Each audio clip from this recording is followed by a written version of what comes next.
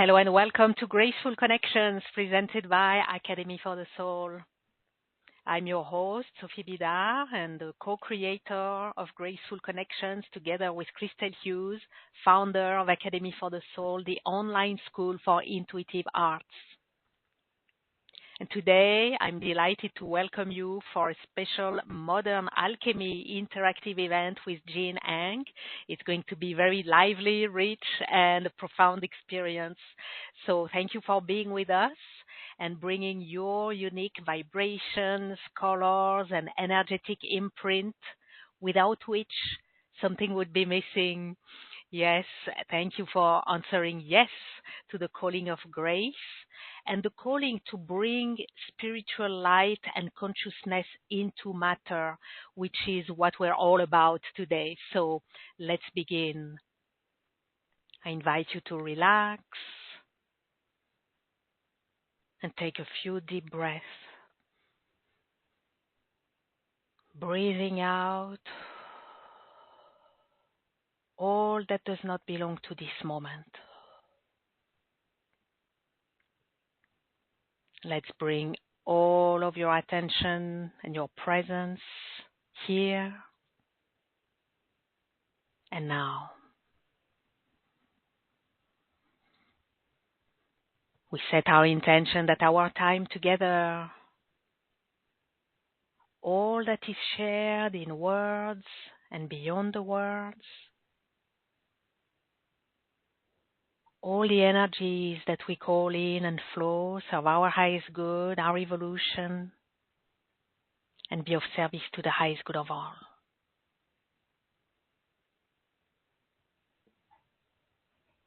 I invite you to open your heart or open it even more and be ready to receive. And to open your mind or open it even more and be ready to receive. Activating your connection to the new earth crystalline grid and your connection to galactic center, the center of truth. You are held, both grounded and suspended. You are safe, relaxed, and ready and open to receive.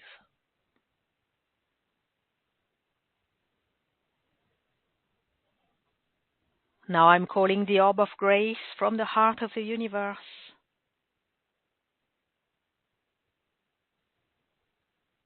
And placing the orb of grace around our group, our gathering, each and every one of us. That we be held in the orb of grace and infused with grace all along our time together.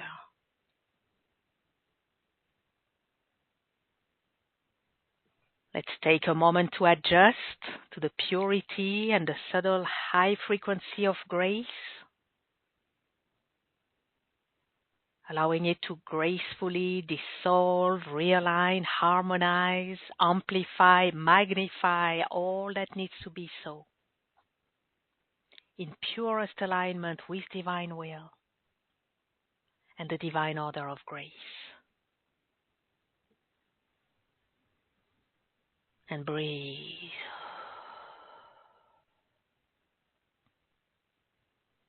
Beautiful. Now within the Orb of Grace, I'm delighted to welcome our wonderful expert speaker, Jean Ang. It is just such a blessing to have you with us today, Jean. Welcome.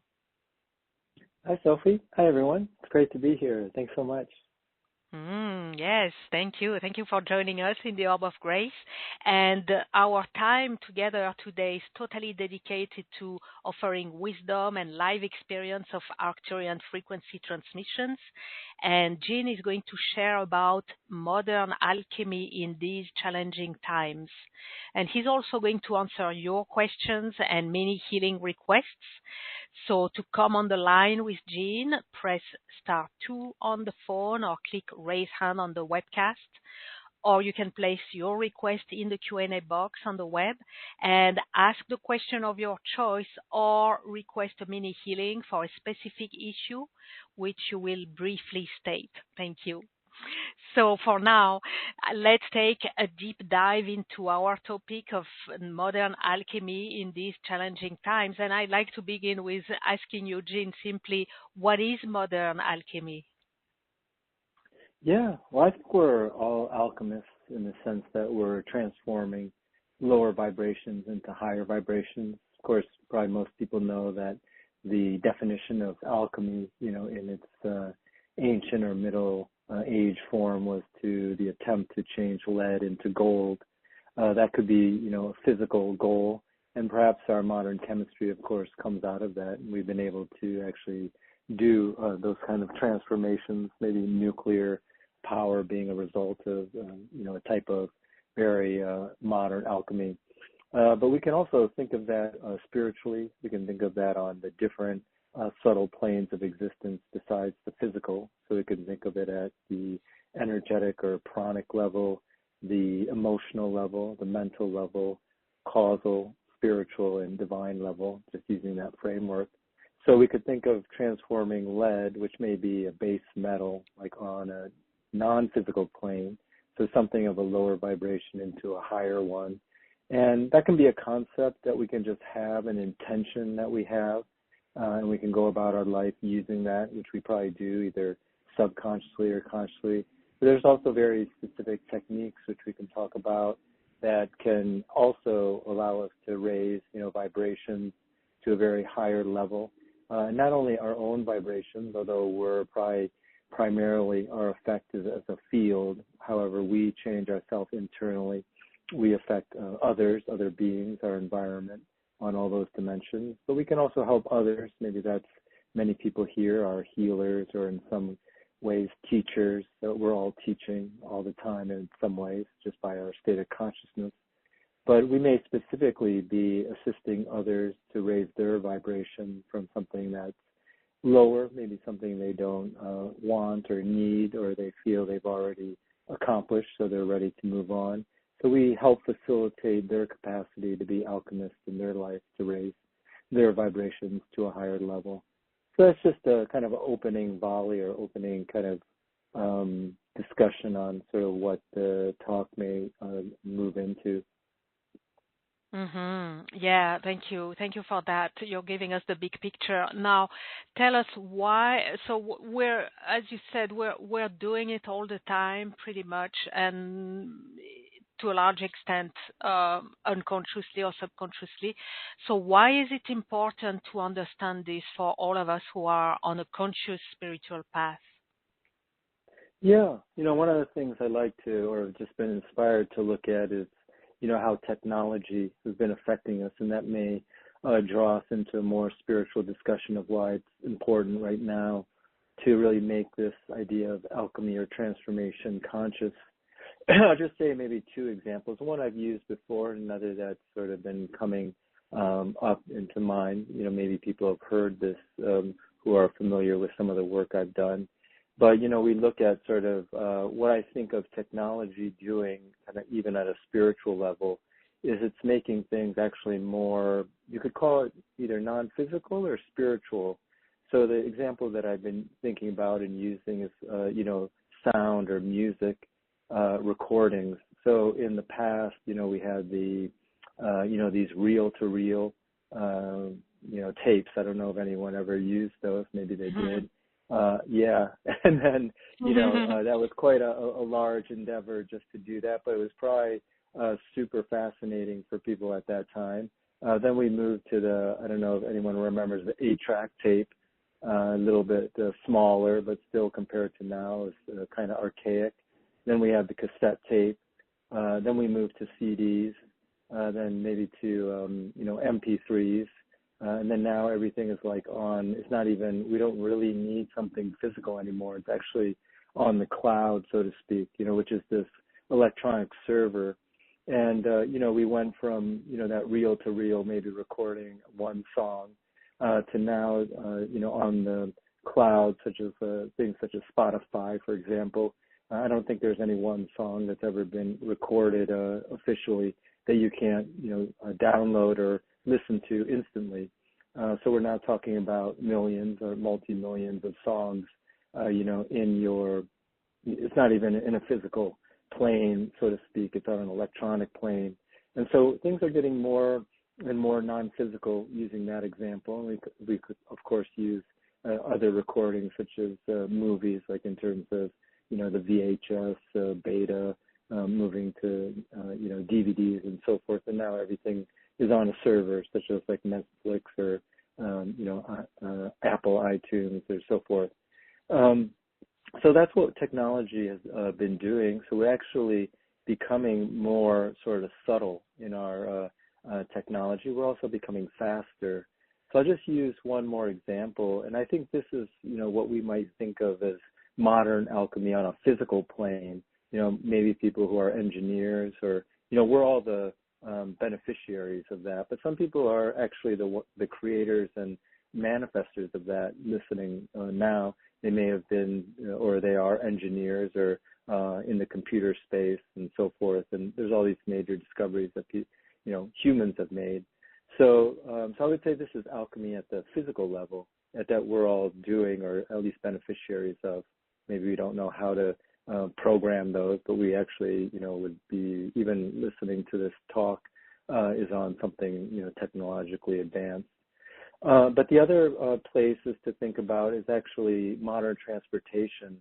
And what I think that's done is it's, in an alchemical way, is it's shrunk space-time, if you think about it. So, within our lifetime, at least this incarnation, unless we believe or remember other incarnations to this effect, let's just go 500 years back, just our personal experience, wherever you are, if it was 500 years ago, you don't have your car. I'm not even sure you have your bicycle. So pretty much the way you're going to get somewhere is by walking or by horse. So even like, there's no problem right now for us to go to 7-Eleven or Home Depot or whatever your grocery store is that's 10 miles away. But 500 years ago, 10 miles away is going to be your entire day. So that would take a long time. And, you might not consider even doing that unless you had a lot of time on your hand, which maybe you did. But now if you come back and you think, okay, the bicycle was created. So I'm not sure exactly when that was created in terms of time, but let's say it's 200 years later. You'd have to get reincarnated in order to benefit from the bicycle. But the bicycle allows a 10-mile journey to be doable, in an hour or 2 hours or, however modern that was. And you can see where we're going with this. Maybe we didn't contemplate this as much, but we're basically shrinking space-time. So if we go maybe to the car, which is a major innovation, now we're, shrinking maybe, a 50-mile, 100-mile journey could be done fairly easily, not in the beginning, but later on, like definitely now. So now we can, I can travel. I live here in the Los Angeles area.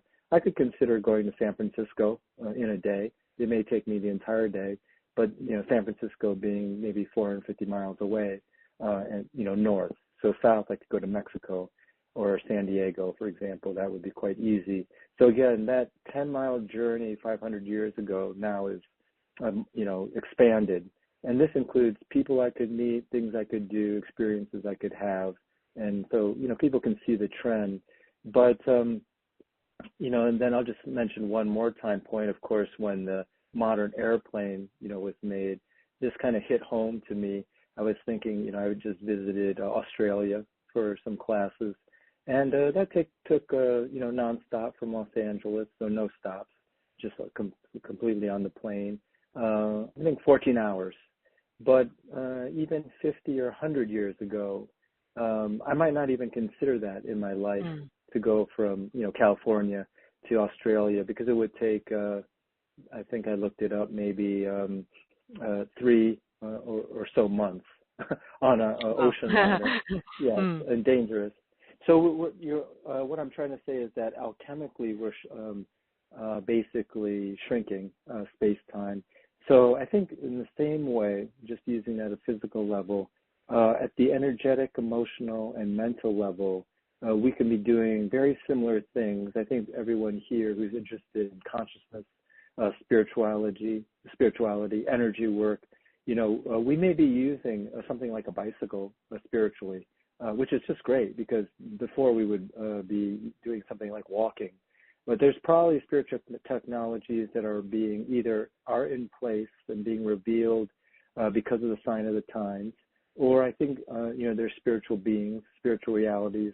They kind of, much like I think even those scientists who discovered these things like the airplane, supersonic jets, even the bicycle, the automobile. If you look at it spiritually, maybe they were inspired, maybe subconsciously, because they didn't say like an angel inspired them, but subconsciously from their superconsciousness to reveal or to kind of understand the workings at the mechanical or physical level. In the same way, I think we're starting to be shown, or people are starting to download things such as even like what we would consider like the airplane or supersonic airplane, but spiritually in terms of technology. So I think that's why as we turn ourselves to this idea of alchemy all consciously, we can receive those inspirations for much more advanced spiritual technology. I love it.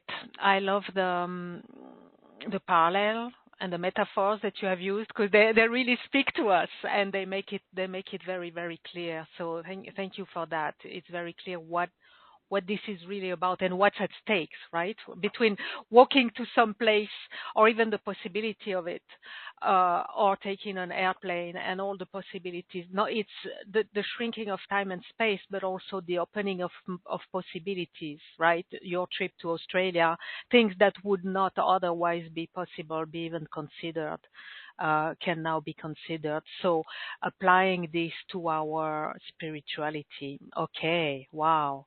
That's a big deal. That's a big deal, definitely. So, very, very blessed to have you to share with us about this. So let's talk about the specific pattern of the Ouroboros pattern. Can you tell us about it? What is it? What's its significance? And what else do you want to share about this specific pattern? Yeah. Maybe before I dive into that, just to kind of make the bridge to that in terms of what we just discussed. I think spiritually where our technology is, or where the phenomena is more, and I think of course it was within us as humanity, and maybe even as different types of incarnational beings, even as a non-corporeal being, maybe we were kind of more like a soul, an angelic type of spirit in a non-physical dimension, is what we might call telepathy, or what I call working with pack thoughts. I think that more and more is becoming global, conscious. So I would say it was always a subconscious capacity that humans had. So the way it works subconsciously, just to define that, would be you would just get the sense that, let's say 500 years ago, like I said, I should be somewhere, and then all of a sudden you go to that place and then you either find the food that you need, or you meet someone, or something happens that needs to happen that day, maybe because you didn't have a phone, there was no way to like tell someone to meet you somewhere, but you just kind of end up somewhere where you need to be, because subconsciously we're all connected through our consciousness, our oneness. But consciously now, I think we're becoming much more aware of other people's thoughts, other beings' thoughts, other groups' thoughts. Some people are very conscious of that in terms of their capacity to both send and receive those messages. Also, we're becoming much more conscious of sending and receiving information from spiritual beings or spiritual realities, which can highly accelerate, our process. So I would say that would be at a more supersonic level, like how the airplane compared to the bicycle. But this as a metaphor in terms of spiritual reality. So I think one of the places maybe we can dive in deeper, I'll move into the Ouroboros question, but is that I think what the state of the art right now spiritually, perhaps one of the things, not the only things, probably many people could be thinking of things they're doing now that are part of this sort of state of the art spiritual technology, is the capacity to work telepathically or with pack thoughts. And, just as an example, the technology actually helps us to do that. I mean, many people probably have had this experience, but, I'll get a sort of a thinking about someone, particularly around like the business area, the spiritual business area that sort of is my current endeavor. And, I'll just get that thought, and almost like the packed message of what they want. And lo and behold, you get on your computer and that exact email comes to you from that person. So it's sort of like the technology, because we have that, it sort of actually helps reinforce the practice or the realization of how telepathic we are, particularly also with texting, because usually we can see the physical effect of, this mind-to-mind transfer, and it usually physicalizes as like a text following from that person or and so forth, or that group. So anyways, that might be one area we can go into later in terms of this techniques and things that, what this kind of modern spiritual alchemy might look like in one endeavor, is this mind-to-mind transfer, both between human beings as well as us and spiritual beings or realities. But in terms of alchemy, some people might be quite expert at alchemy just because that's been their spiritual interest or that framework. We may have incarnated 500 years ago where that was really sort of already beginning, particularly in both the Western, Eastern, Northern, Southern kind of spiritualities, a big part of kind of inner mystery school, esoteric ideas. But the Ouroboros, like you mentioned, is a type of pattern that I think represents a type of work that we may be using other terms for now. So I try to kind of put that on the map in terms of what we're doing now spiritually and what interests people might have who are listening on the call. But the Ouroboros is basically the snake or the dragon. It can also be considered a dragon biting its tail. And, it's circular, so there's a deep sort of sacred geometrical significance to the circle, which is the first pass represents, creation or the divine. But I think what the Ouroboros, thinking about this talk and kind of dwelling on that pattern, it really represents on one level is this idea of the cycles of creation and destruction, or you could say a dissolution, or you could say manifestation and spirituality. So I'll take it at one level, and then, I don't know, maybe, Sophie, you have ways to unpack it, with further questions, just so I'll pause on the, talking. But, like if we take our incarnation process, like a soul kind of Ouroboros pattern, and of course this would assume kind of reincarnation or an eternal aspect to our consciousness, or I'm referring to it as soul. So at some point let's say this would be at the top of the circle, the top of the Ouroboros, probably where you see the snake biting its tail. So we could call that 12 o'clock on the circle. We're at our high point spiritually. We're like in our pure divine form, this non-dual state. At some point, maybe you call it different legends or ways of expressing it. We have some impulse that we want to incarnate into some realm, into some form realm. We'll call it the physical earth. And that begins the downward sort of trajectory on you could call it the right side of the circle, as if you're going to 1 o'clock, 2 o'clock, and 3 o'clock. So you've made that intention that I want to, experience some kind of physical, not say physical, but some kind of form realm. But let's say we're going to go into physicality. Around 3 o'clock on the Ouroboros of the circle, you actually get born into this realm. Like you come out of your mother's womb, you get born. And so now you experience physicality. You're learning from all your experiences. This is kind of the global Ouroboros pattern that we're experiencing right now. And we can think of our birth, we can think of our childhood, puberty, very exciting time, also a difficult time.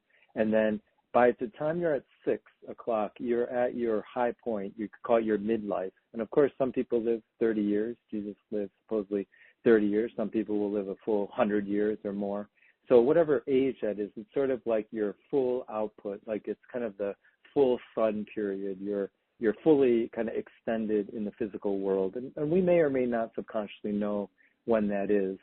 But as soon as you start to move past 6 o'clock, the bottom of the circle or the Ouroboros, you're now on the return. We're still in physicality, we're still living sort of so-called our life, but we know we're, on the return.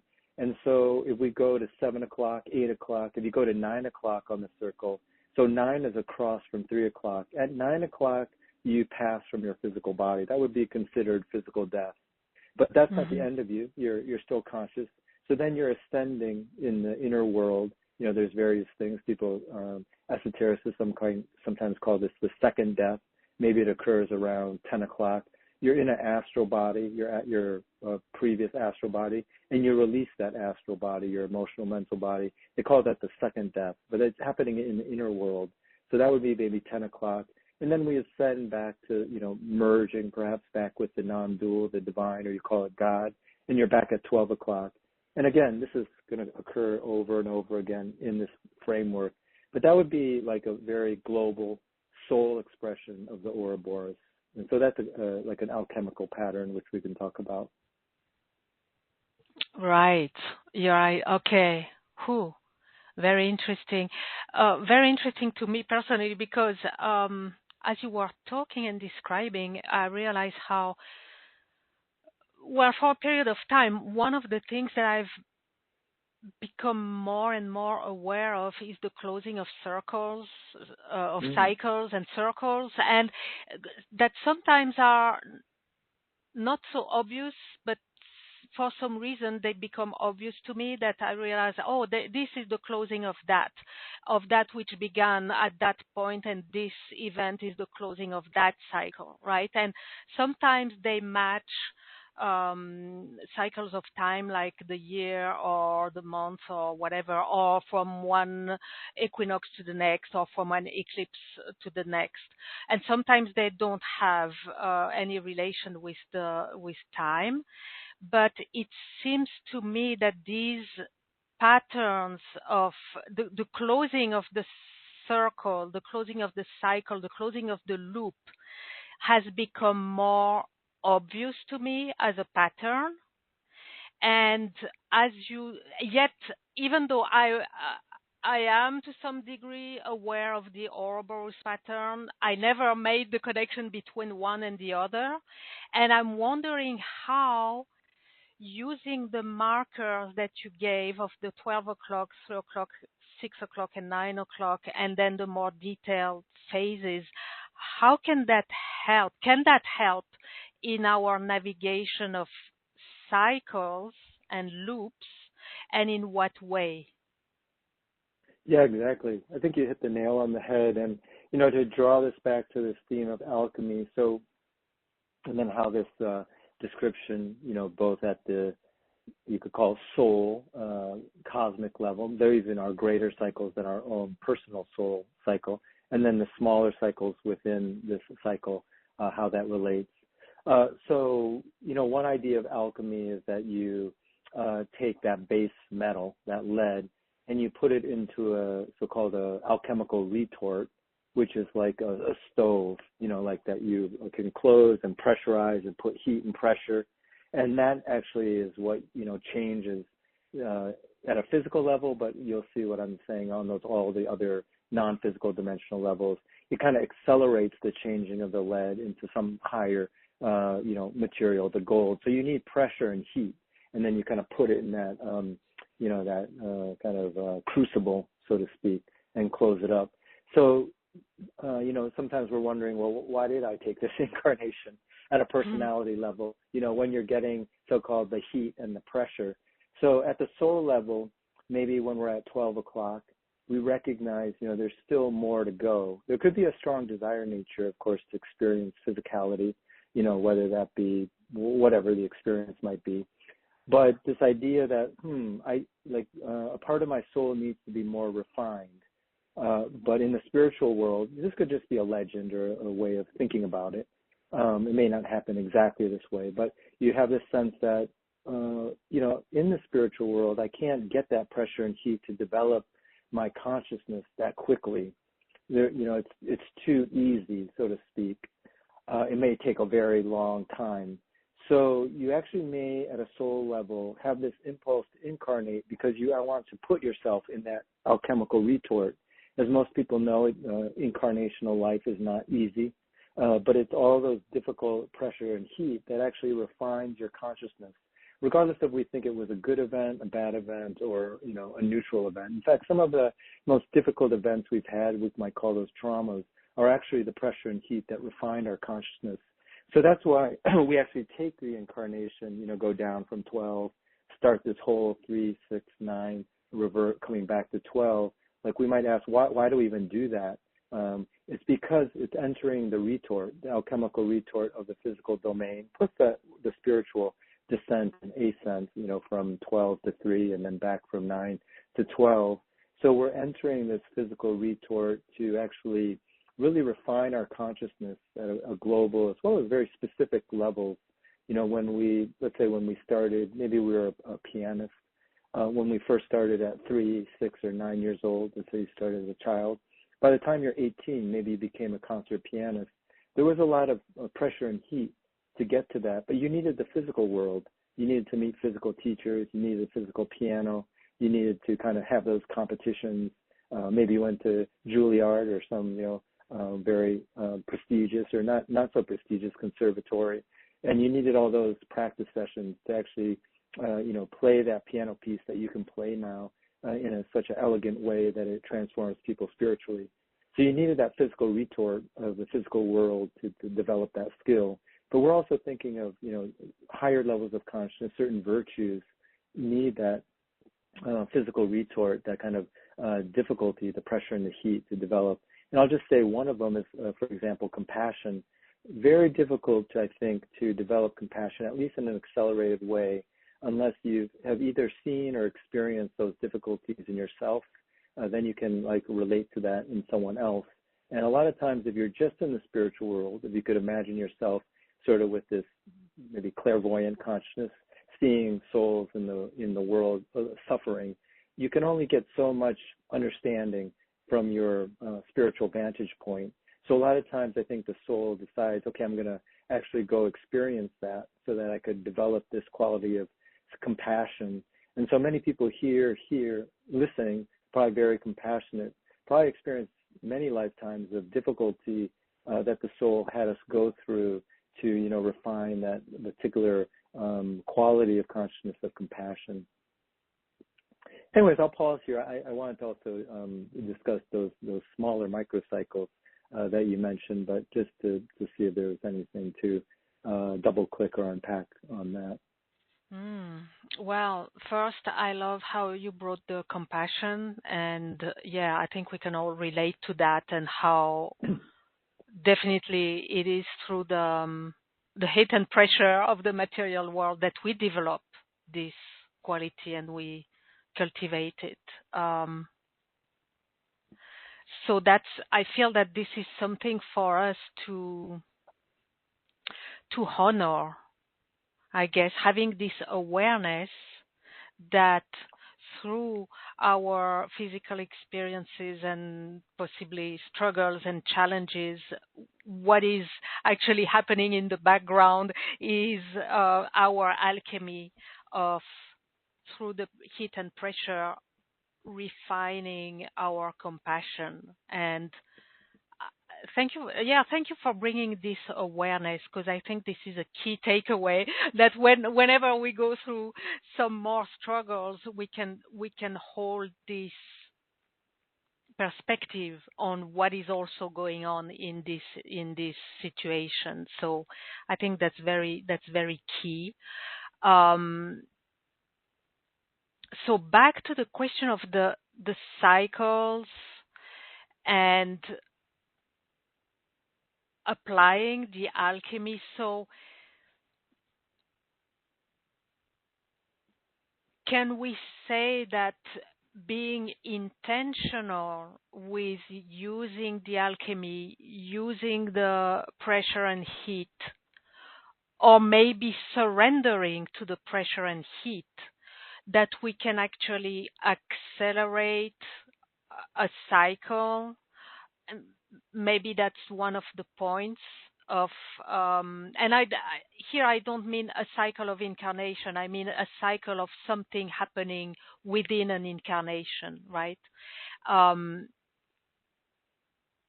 is it the point to, or one of the points to accelerate the closing of the cycle? I guess that's part of the point. Maybe it's also about making the best of it. And as we go through the cycle, harvesting the most of our the most spiritual growth we can have through this cycle. Is that correct? And is there more to it? Yeah, exactly. Let's go there and so kind of brass tacks. I love what you're talking about, these micro cycles within like I kind of started out at the sort of mid level of a soul cycle of incarnation and kind of return to the spiritual world. There's some other, I think, important global points that I'll just mention. I'll just earmark them to come back. One is the capacity to pause before you react.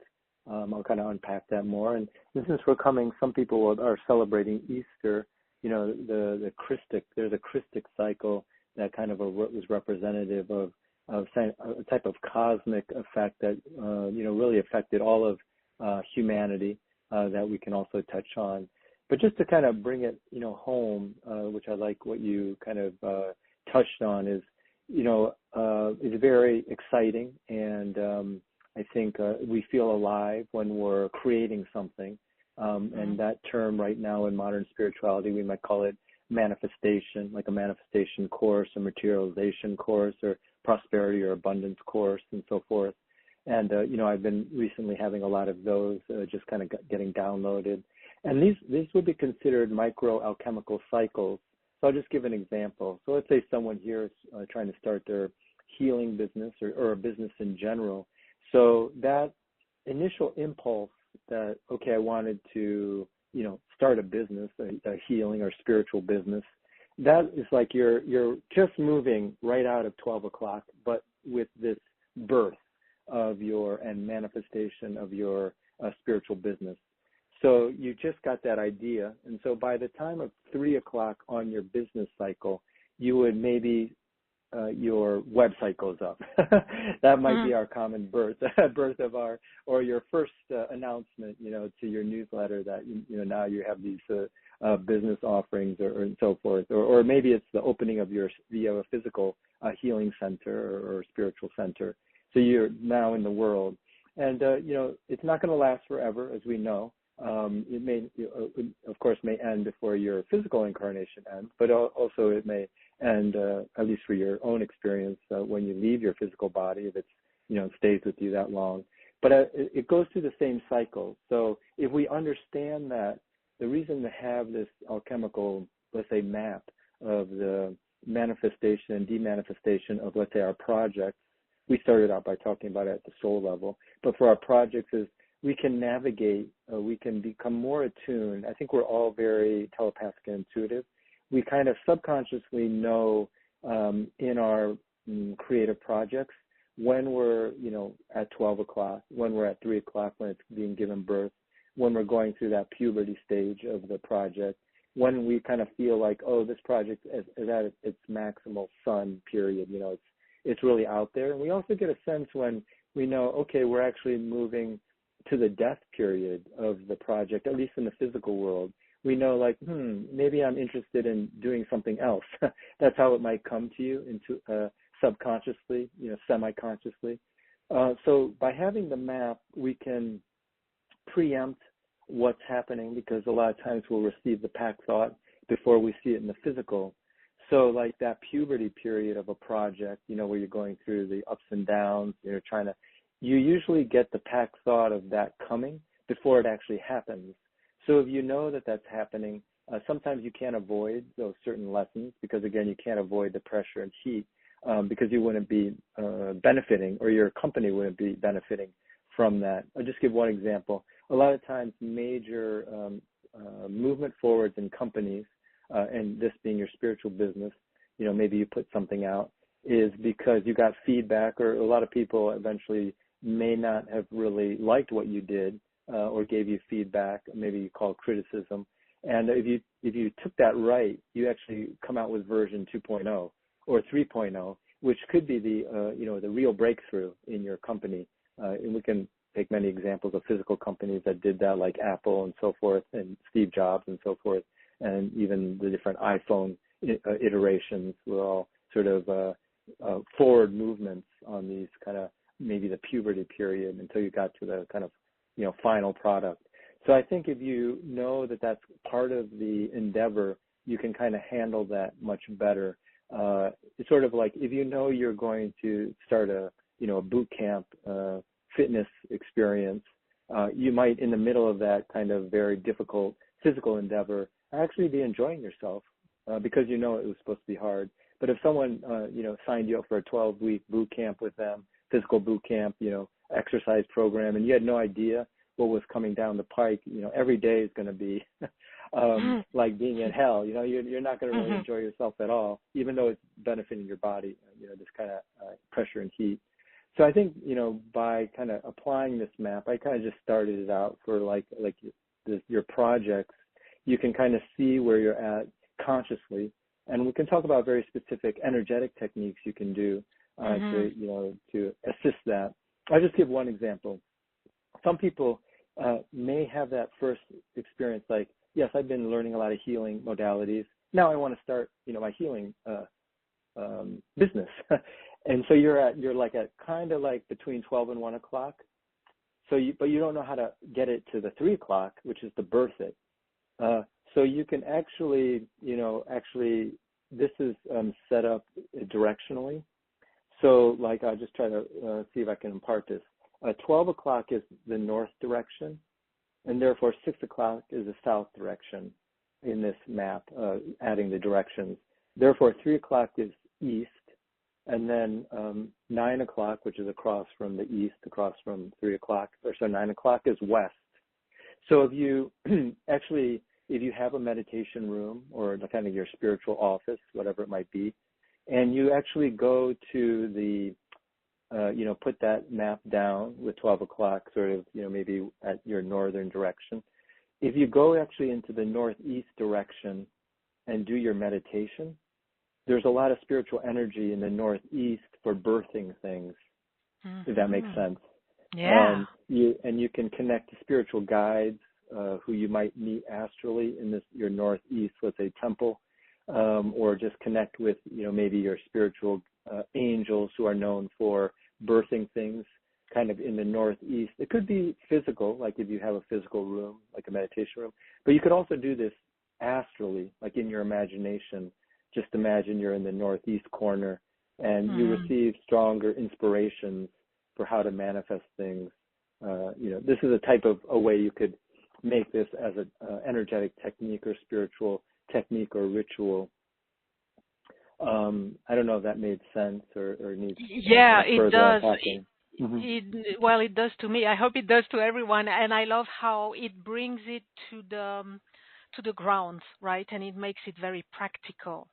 And simple, because it's just a matter of orientation. And let's say I'm stuck at the 1 o'clock phase and I don't know, or maybe even I'm panicking about reaching the 3 o'clock, right, of the birthing. I can use this positioning and orientation to help myself move from where I am into where I'm heading. Maybe even we can add some movement, right? Precisely.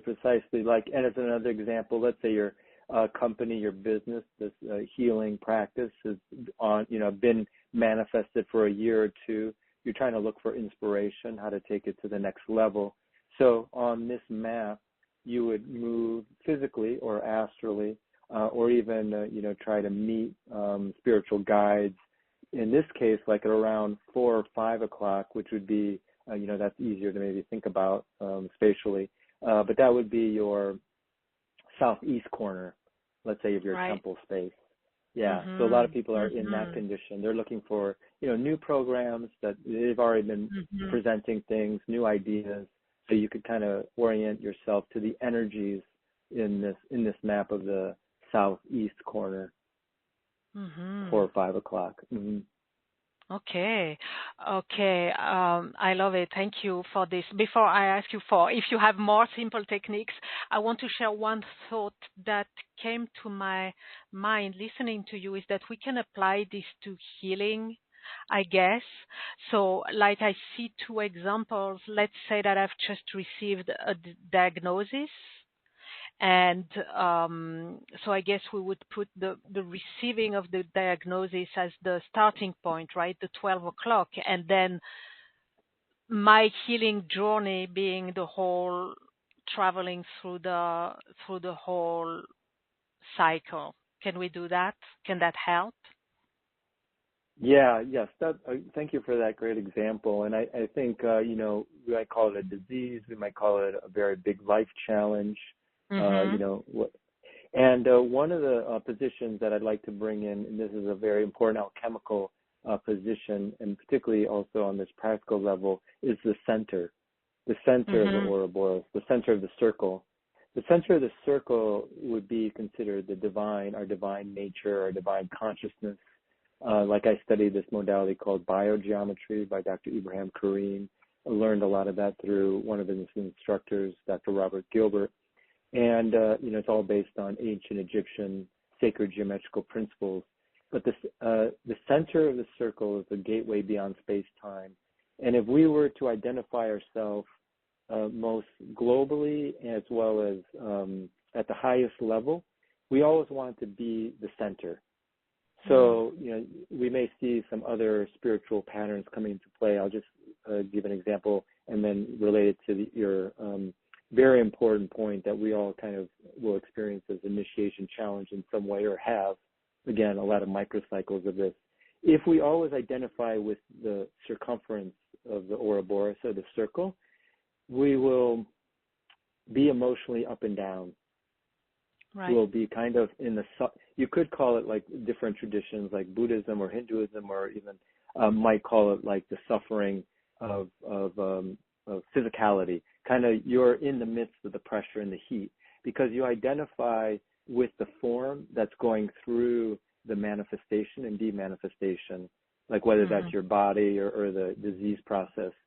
But if you could, the higher level or the teaching is if you can always identify with the center, which never leaves into incarnation or disincarnation. It's the witness of everything that cosmically has been there, witnessing all these cycles over and over. Like we may have had, if you believe in past lives, infinite lives, also into the future.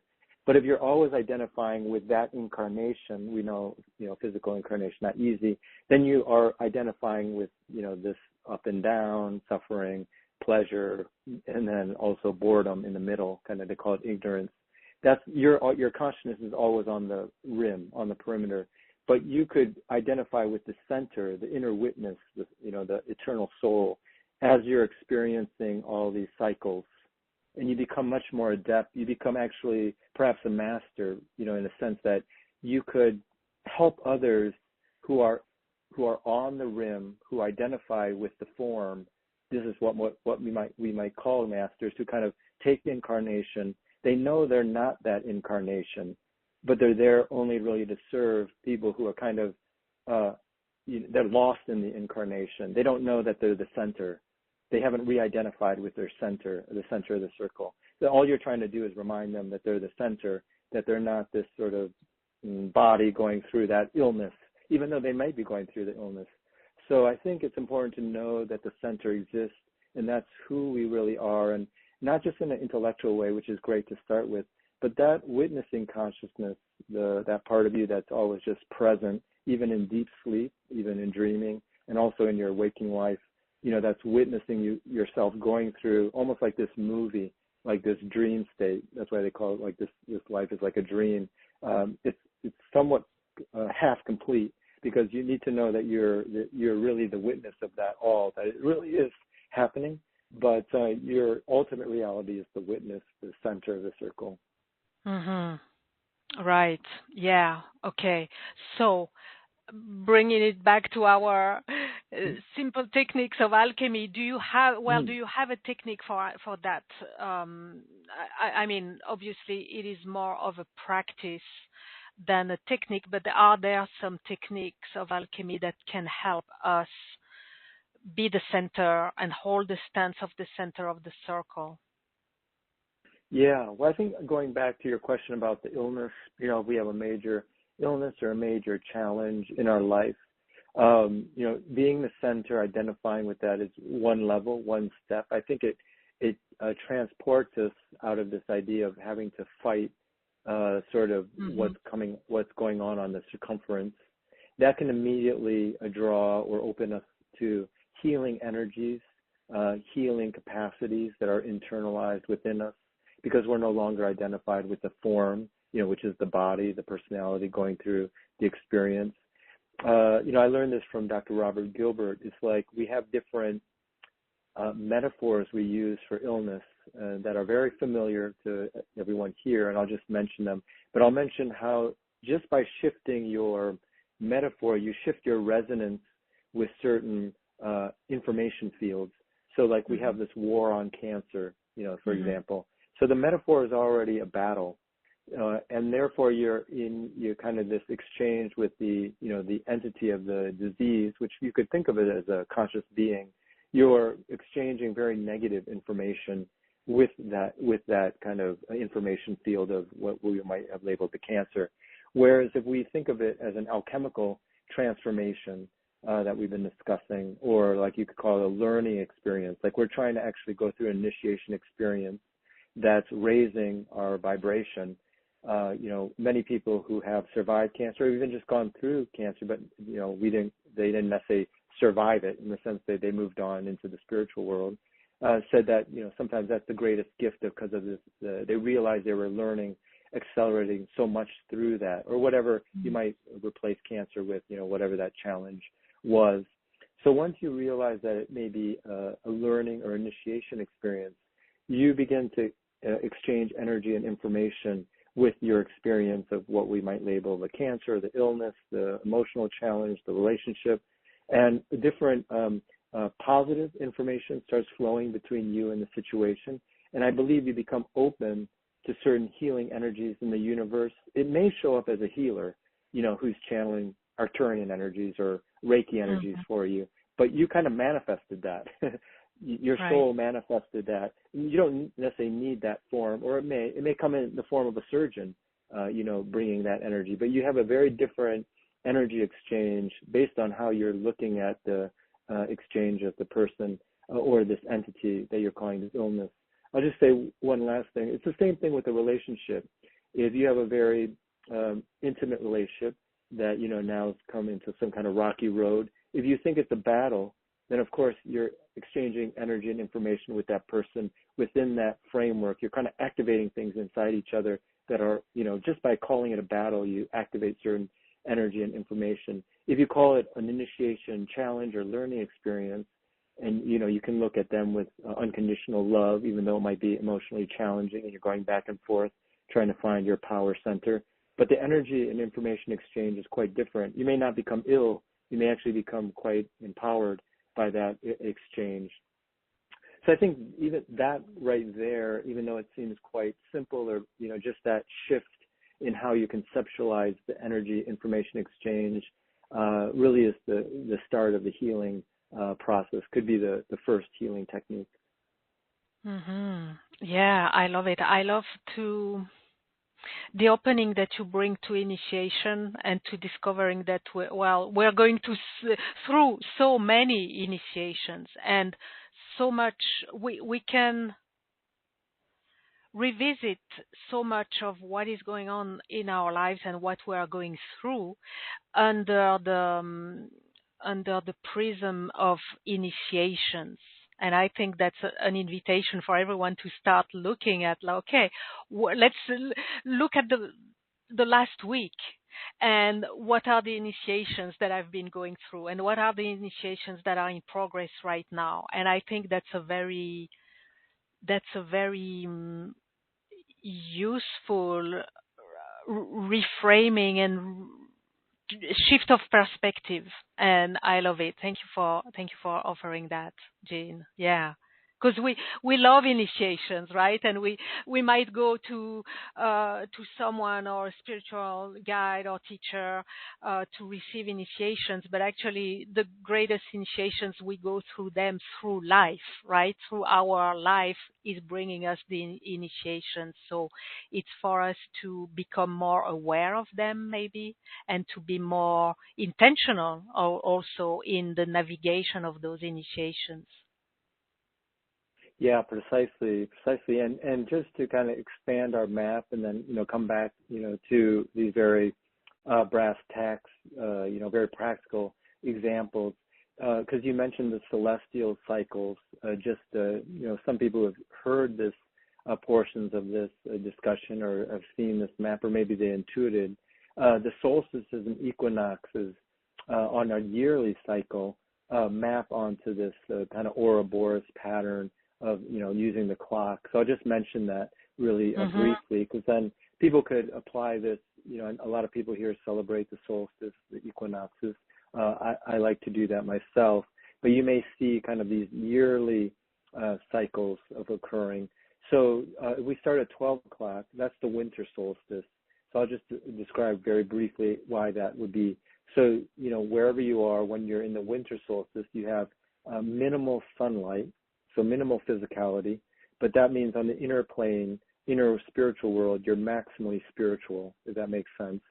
So that would be 12 o'clock, where we said you're in the highest point of the spiritual world, kind of the non-dual, maybe God consciousness state. And then you start moving to 3 o'clock. 3 o'clock is spring equinox. So you're kind of half in the spiritual, half in the physical. You're just being born physically, but you're half, in the spiritual world, half in the physical world, if that makes sense. 6 o'clock, you're maximally in your sun period. You're maximally like your middle age. You're kind of whatever you are, your life, your project. It's sort of maximal sun. So that would be summer solstice, where, you have the longest day of the year because you have most sun wherever you are in the hemispheres. So that would be summer solstice at 6 o'clock.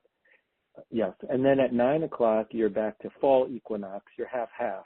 You're kind of half in the physical world, half in the spiritual world. You're kind of just entering into the spiritual world. So in fall equinox, it's 50% light, 50% dark on the planet, but you're moving into more darkness. The next day after the fall equinox, you have a little more darkness compared to sunlight. So you're kind of a little more in the spiritual world, if darkness represents kind of the physical world. So that would be fall equinox. So just as a really quick summary, so 12 o'clock is winter solstice, 3 o'clock is the spring equinox, 6 o'clock is the summer solstice, and then 9 o'clock is the fall equinox. So you can also apply that map, kind of this manifestation, demanifestation, or we call it destruction or dissolution, to your yearly cycles. And you can do appropriate rituals, practices, attuning into yourself, your guides, using that map. That's what makes us conscious, or what's the benefit of that map. But yes, this idea of the initiation cycles, I think the helpfulness of this alchemical map of the Ouroboros, as we've been describing it, kind of makes things conscious, helps us to preempt what's going on, and then maybe this discussion where it could possibly move into in terms of techniques or energies. There's a host of spiritual beings that many people here are connected to, or this would not be a new idea, but maybe a reinforcement of the idea. There's a host of spiritual beings, whether they're angels or galactic beings, or just deities that we might think of or not even have a name for. Could also include ancestors in the spiritual world who are looking out for us, who are just there to help us. They're just actually waiting for our acknowledgement and permission, really, to let them help us. So in all of these different phases, there are probably spiritual forces and energies that could really help us along the way, who kind of specialize, like in these different corners, like the northeast corner, southeast corner, these different phases of the alchemical process. So what you're saying is to intentionally call on them, right? To engage them. Exactly. There's certain spiritual beings, for example, who help to take a project even a person's soul, but let's say a project that is, we don't call it dead, but it's sort of exited the physical world, like just thinking of technology, and I mentioned like DVDs and so forth. We probably all went to Blockbuster at some point physically. I know I used to go to the Blockbuster when I first moved to California to go get DVDs. There's no more Blockbuster to go visit, right? Because now you just get on your Apple computer or your computer and go to Netflix. So I guess Blockbuster didn't capture that idea of having everything on the the web or the internet. Anyways, so that would be a dissolution of a physical company.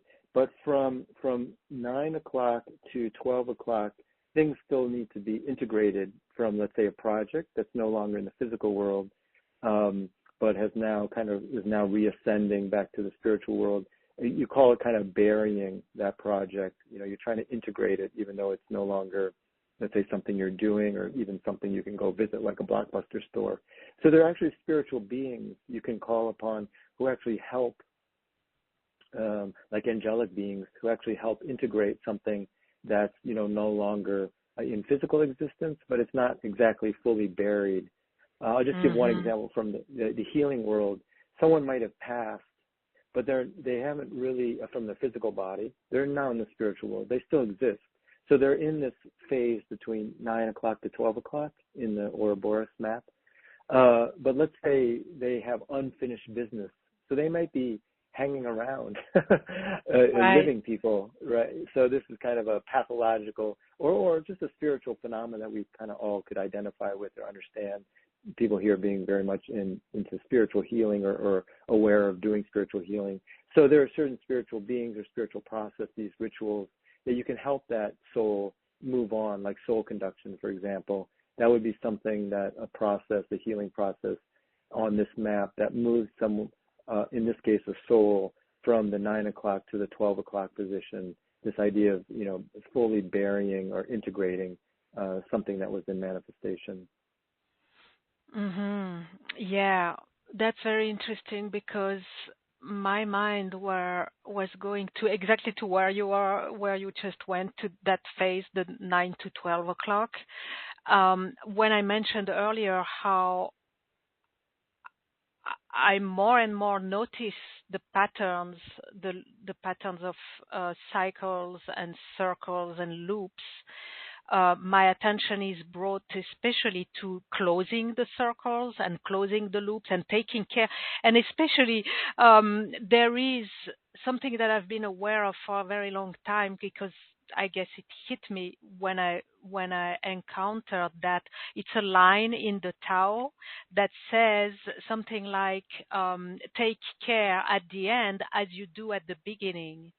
And there's something to which it seems that many of us don't, like, whether we are reluctant to taking care of that final phase, or neglecting, or maybe out of ignorance or rushing to the next thing.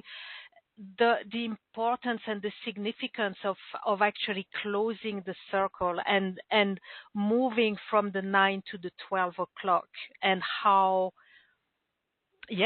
significant it is to do that. So it's interesting that you went there as well, and it's great to know that there are beings supporting this, because it's a very specific phase. Yeah,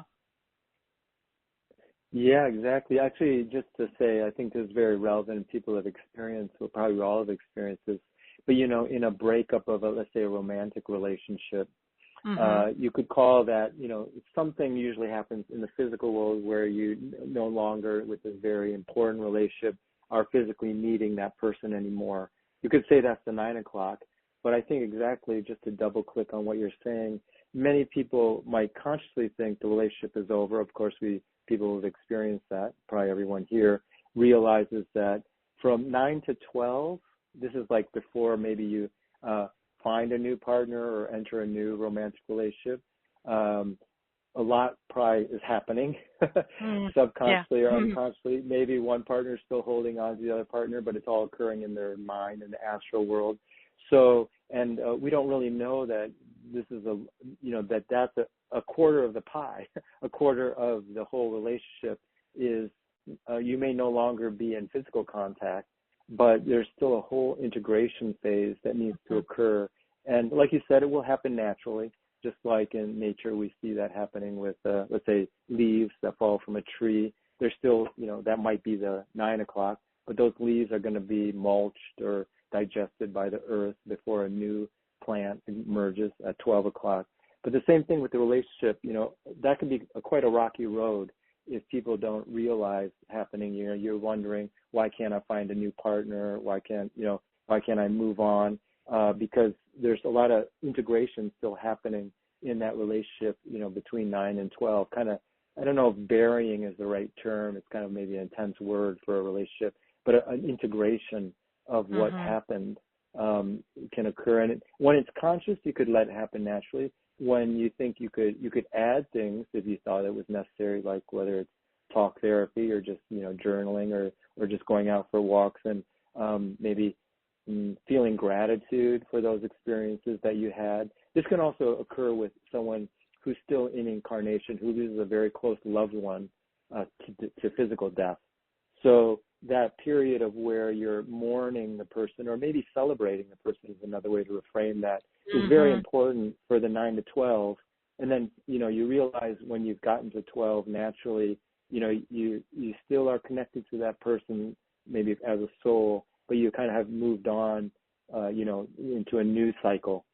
So, and they too can move on into a new cycle. Maybe that helps them in that kind of entity attachment example I was mentioning, when certain of their relationships who may still be in incarnation have also resolved that relationship from the 9 to 12, then they can move on into a new 12 onward cycle.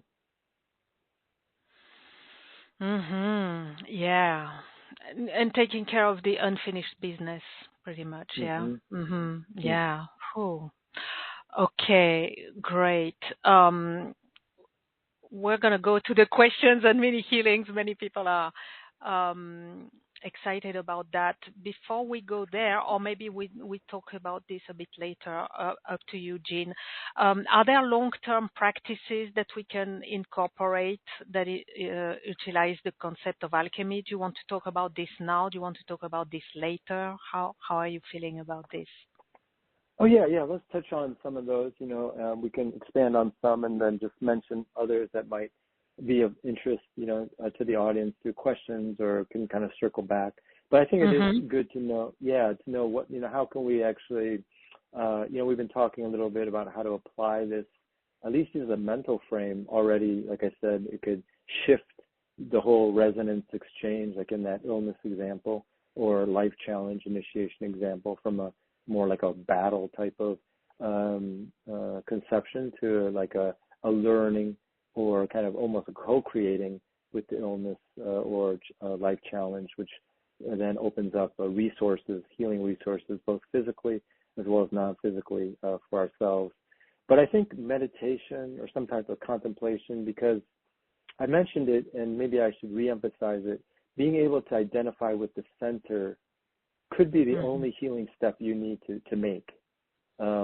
Because, that is actually considered the big alchemical project. They call it the Philosopher's Stone in alchemy. Your magnus opus of your life, or even of your soul, is to come into contact directly and in a stable way with your divine self.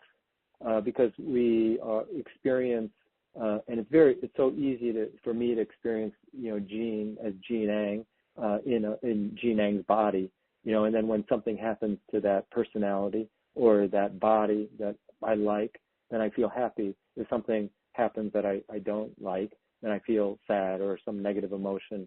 But if you can always identify with the center of the circle, that witness consciousness of who you are, then you kind of have, solved a major secret, a major, like I said, magnus opus. And then the idea is it's not a day and night thing, at least in my conception or experience or maybe study, is that it's a slow, or it's a gradual process of continuing to identify with the center, with that eternal self, that witness.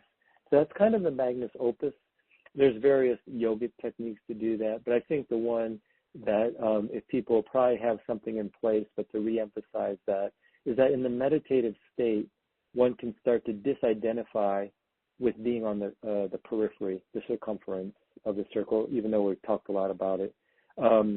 That's the whole point, I think, of meditation. It could be an instant where you no longer identify with the form, but you have the experience of this non-dual witness consciousness. So I think that that's a major long-term practice put within the context of this alchemical map and alchemical process. And I think that's a major step, because sometimes we may subconsciously feel like, yes, meditation is good for me, but we don't, maybe it makes us less stressful. We don't know exactly how it fits in from a soul perspective, why we had that impulse to the entire kind of maybe larger cosmic story or kind of this larger cosmic map of the soul. I could maybe stop there, but there may be some specific meditative type techniques, but I think that is kind of the first long-term practice that we can incorporate. Yeah, definitely. Thank you. Thank you for that. And I'm, as you're talking, I'm seeing. That is one I'm gonna try definitely as soon as tomorrow. Is going into meditation and first getting a sense of where am I on the map. Not so much in terms of the 12, 3, 6, 9, or that can be a point as well, but more in terms of am I closer to the circle or somewhere in between or somewhere closer to the center, and to intentionally move myself closer and closer to the center, right? Doing this in meditation and in such a way that making it very simple and practical, just like I would move an object from being at the circle, moving it to the center, and moving myself in a meditative way back to center. So that's a practice to explore, I guess. Precisely, and I was thinking about biogeometry is if you ever get a chance to either hear a lecture from Dr. Ibrahim Karim or Dr. Robert Gilbert on the process. I know Gaia TV has a lot, and YouTube does, but their whole process is to find the center. So just to give an example, like in a relationship, because I think that's so a big learning initiation school for all of us kind of in this modern age, is there's usually a center point in terms of it's a dynamic center where, in the relationship, whatever it might be, it could be just, a person you're passing on the street who you talk to, or like I said, the most intimate relationship. But, there's usually a place that you can find is the center balance point in terms of form. So I'll just give a quick example for that. That's probably maybe a little self-evident. If, like in a romantic relationship, you're too close to the person, like we call that stifling. One person will feel that that's not appropriate, like will feel stifled, even in that type of relationship. And so there's kind of this balance point where you're both, it's almost like represented by the Vesica Pisces, if people know that sacred geometrical form, where you're close enough to the person, but you're also doing your own thing. It's kind of an independent personality. And it's dynamic, of course. It's going to always be the same. But you kind of know when you're in that correct position because you feel a harmony in your being. And these are things that you can actually test in biogeometry, at least, with pendulums. But we all are all that pendulum. You just need to, what I'm just trying to do here is make it conscious, which many people are aware. So like if I know, like with a friendship, maybe taking it out of the romantic relationship, that there's a center point, you usually intuitively know when you're in that point in any situation. So if I just bring it to mind, as I am now for you, you probably will know, oh, yes, exactly. I know what you're talking about. I know exactly when that happens, with my best friend. When I get too close, I can feel it's like off center. Either they push back or I push back or some kind of slight conflict occurs. When I'm too far away, now you're off the center on the other end. maybe they're like, hey, where are you? Or they start to send you more Mm-hmm. text messages, or you do the same. So you kind of are always looking for that center point. Let's try to put that on the map. That you can do that in any situation. You don't need a pendulum, although that I love biogeometry with their tools. But I think we all have our inner pendulum. We just need to know, like, to turn it on, so to speak. Yeah, definitely. Thank you. Thank you for that. So let's do that.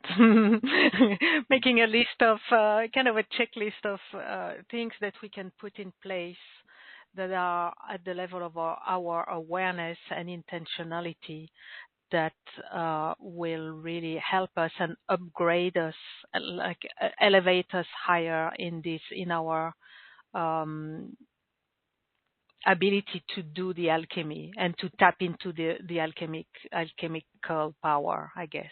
Yeah. Okay. Transition to taking some requests.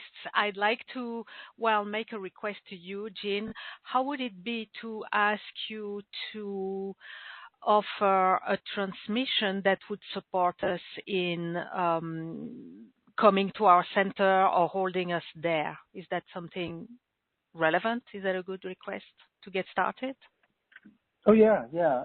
What's coming down new for this is like working with the Arcturians. Actually, they're it's part of a special offer, but I think it's really kind of the energetic. Like I said, certain spiritual beings, our guides, they can help us. They probably inherently know this map on a deep kind of super conscious level. When we make it conscious, then we know what we specifically can ask from those higher beings, whether you're at the 12 o'clock, the northeast corner, the southeast corner, the southwest, or the northwest corner. That northwest is like 9 to 12 in your project. Let's just say you're working on something you want to materialize. So you can request certain spiritual beings. In this case, we'll request the Arcturians, and we'll bring through what I've labeled, or kind of called to label, the Arcturian OUROBOROS transmission energies. So in this short transmission, it'll be about 5 minutes. Maybe think of what corner your project is in. If you don't really want to apply it to like something you're trying to manifest, you could apply it to your life, or you could just let the Arcturians decide. But we'll use these what are called cross quarters. I mentioned north, east, south, and west. 12 o'clock, 3 o'clock, 6 o'clock. And 9 o'clock being kind of, and I define those, but the ones like in between. So like the northeast corner, let's say you want to call on that help from the Arcturians. So that means you're trying to start a project. It hasn't manifested yet. So a lot of people might be, in that situation for that case.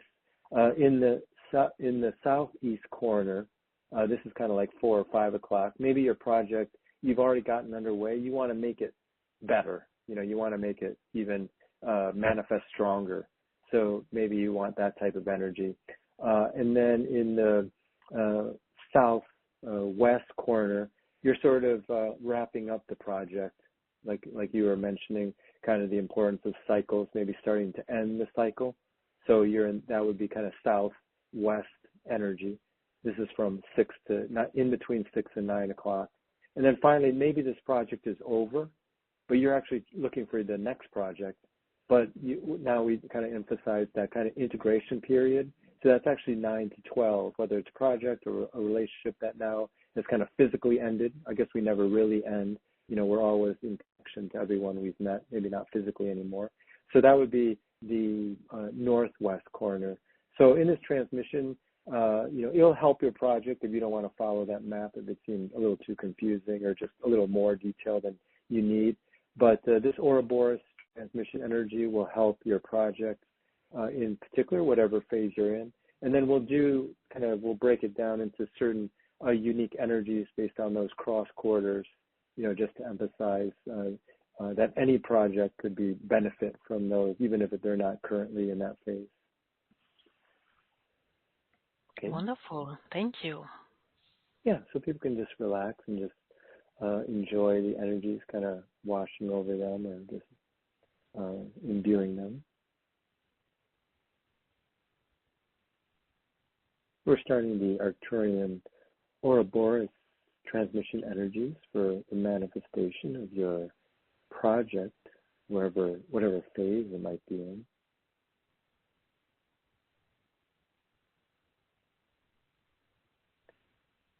We're just channeling the overall energies now in an open quantum fashion.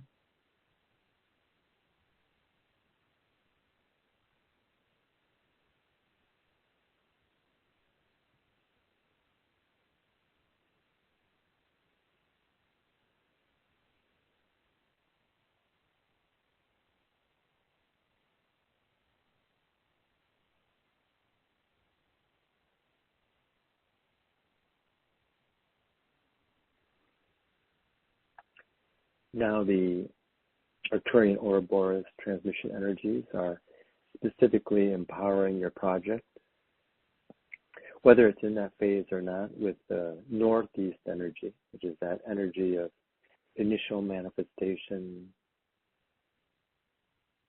starting a project, and getting it into the birth phase.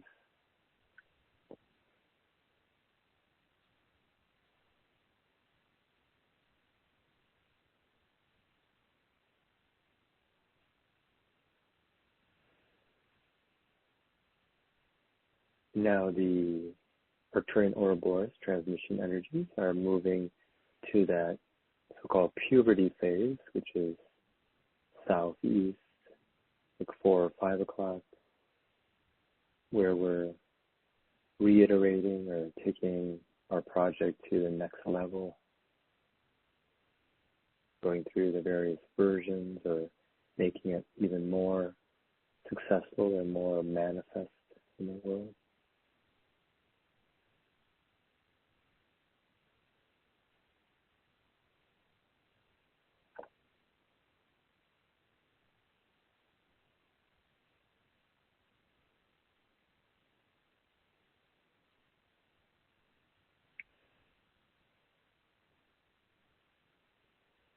Now the Arcturian Ouroboros transmission energies are, whether your project is there or not, but just to set up the energetic framework, is now emphasizing and bringing the project to completion in an elegant way.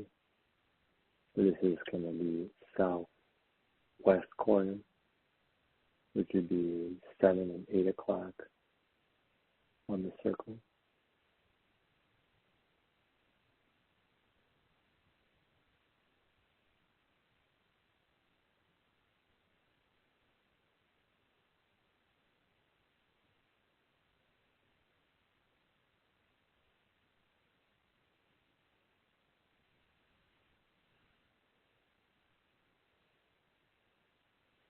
And finally, we're completing the alchemical cycle, the integration phase of the project. It's now no longer in physical or outward manifestation. It's now integrating, being buried, or returning back to the full spiritual world. So this is the northwest corner energy. This would be 10 and 11 o'clock on the Ouroboros map or chart.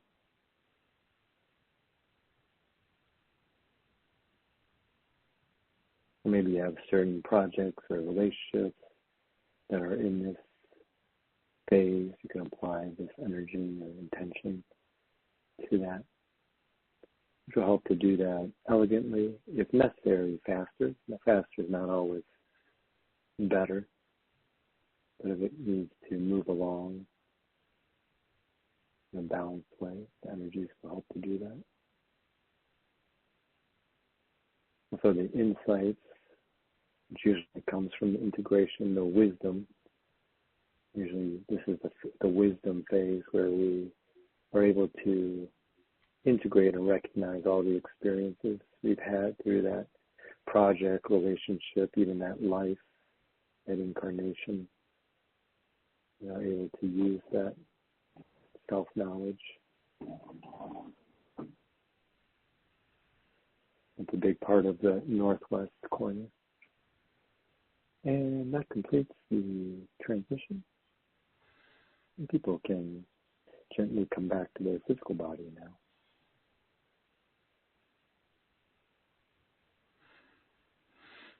Thank you.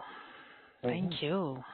Yeah. I feel that it brings a great sense of peace, bringing into the pattern of the Ouroboros, the sense of peace that wherever we are on the cycle, things are unfolding, and there's like it's like reconnecting with the organic nature of the evolution. So it feels, and I feel that this brings a sense of peace, as opposed to anxiety or wondering, all these questions, shall I do this, shall I do that? It kind of, things take care of themselves, and we are being informed of the next steps naturally.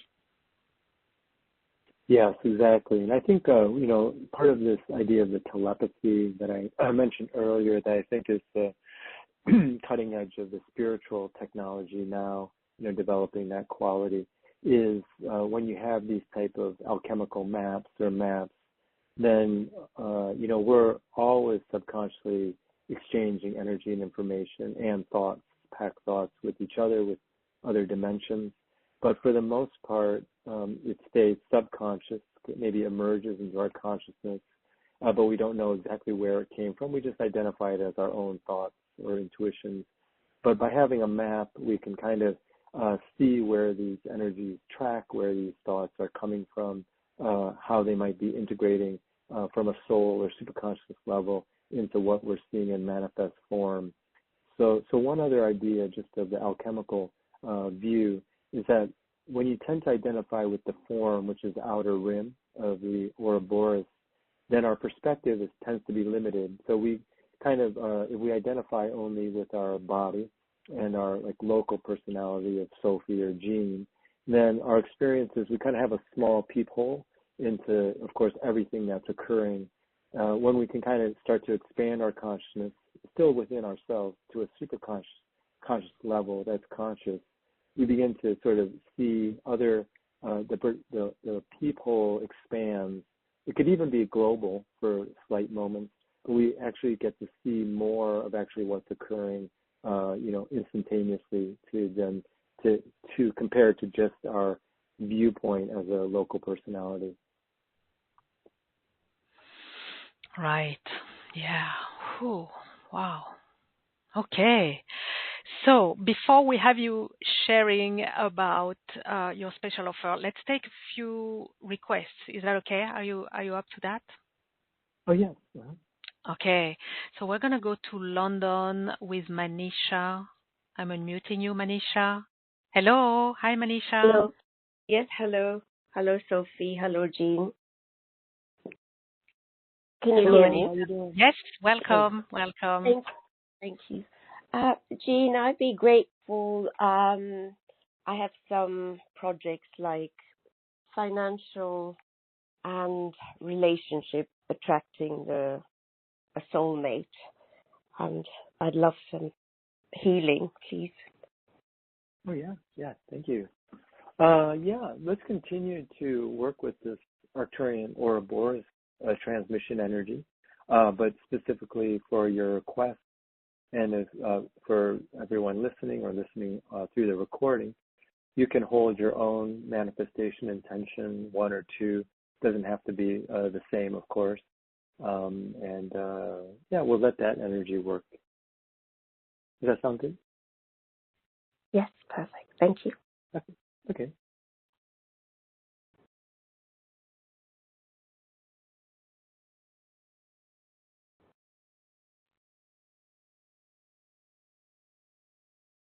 We're starting with the ARCTURIAN Ouroboros transmission energy to manifest our intentions or start the cycle.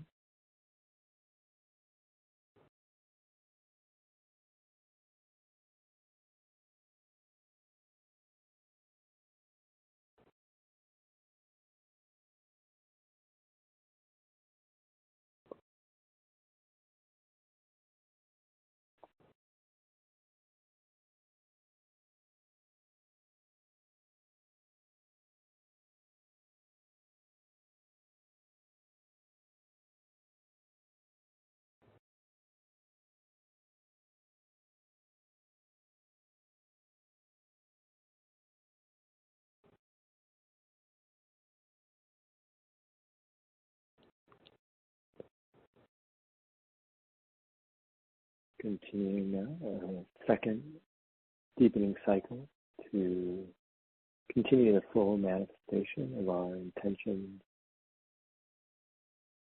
using the Arcturian OUROBOROS transmission energy.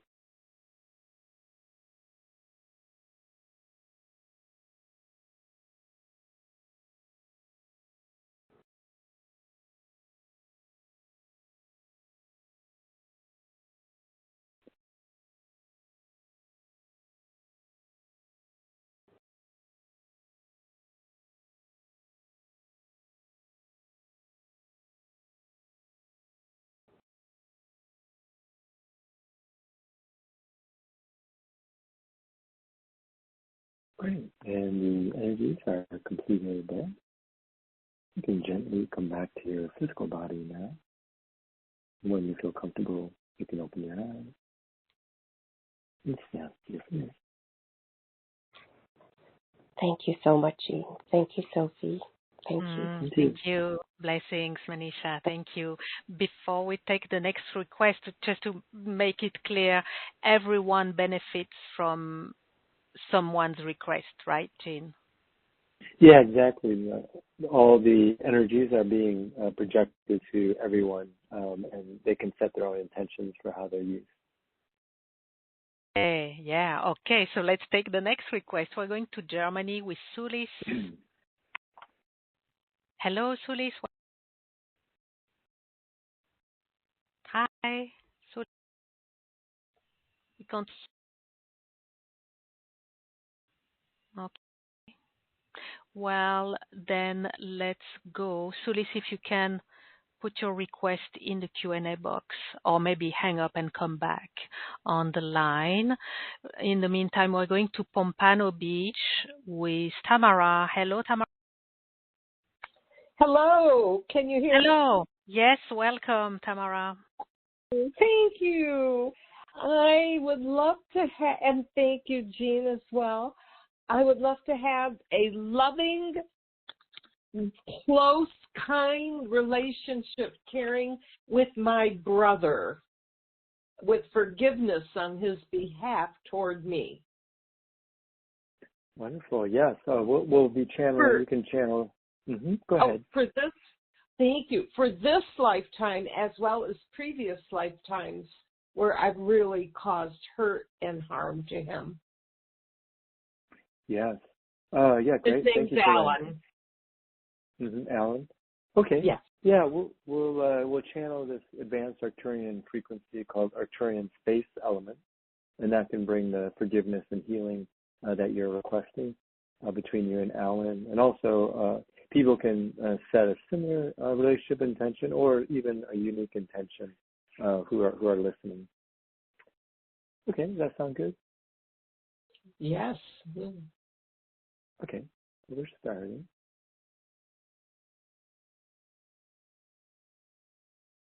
Starting with the Arcturian space element at the physical, etheric, emotional, mental, causal, spiritual, and divine level.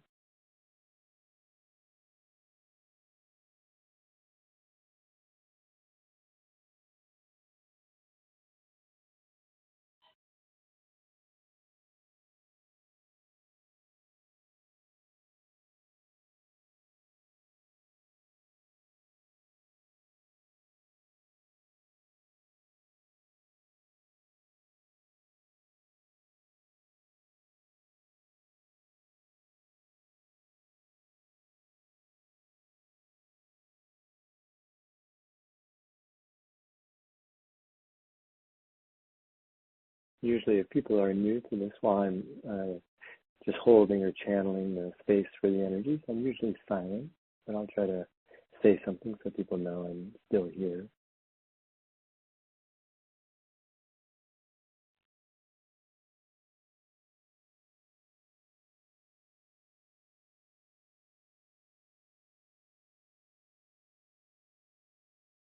And that completes the transmission of the energies. You can gently come back to your physical body now.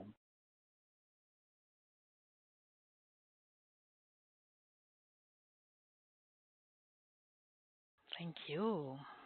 Thank you. Yeah. Thank you. Thank you, Tamara. Blessings.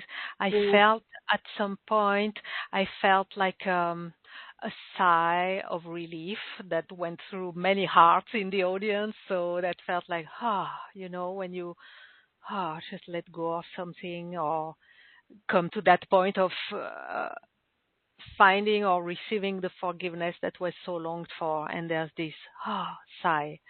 So beautiful. Thank you. Thank you, Tamara. Blessings. Okay, let's try Sulis. Let's try and have you on the line. Hello. Hello. Can you Yes, hear me? here you are. Yes, we can hear you. Welcome, Sulis. Oh, hi. Thank you so much, Sophie. Hi, Jean. Hi. It's about manifesting a new suitable well-paid job for me. I took a long break raising children. Now I'm sensing fear, and which is causing low self-confidence. So is there anything blocking me from being seen or from moving forward at all? Yeah. You know what we can channel with the Arcturian frequencies is something called the Arcturian channels and chakras, and that can release any blockages or that are within the chakra or subtle body system. Does that sound good? Yes, please. Thank you. Okay. We're starting the Arcturian channels and chakra healing frequencies.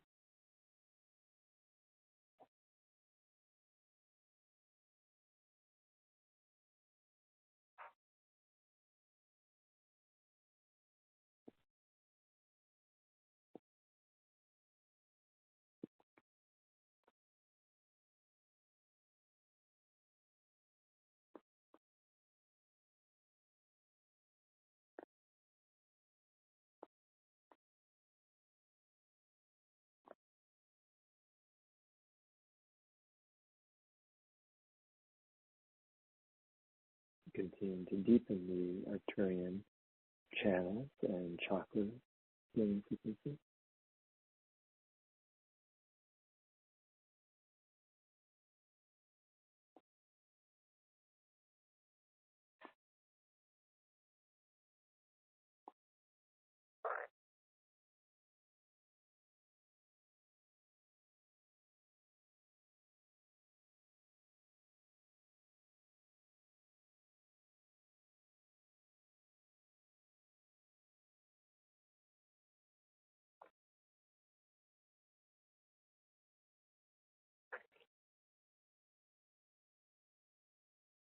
And that completes the energy of the transmission. You can gently come back to your physical body now.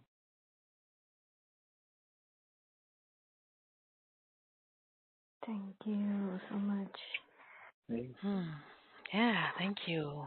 Thank you, Sulis. Blessings. Thank you for Wow. bringing Okay.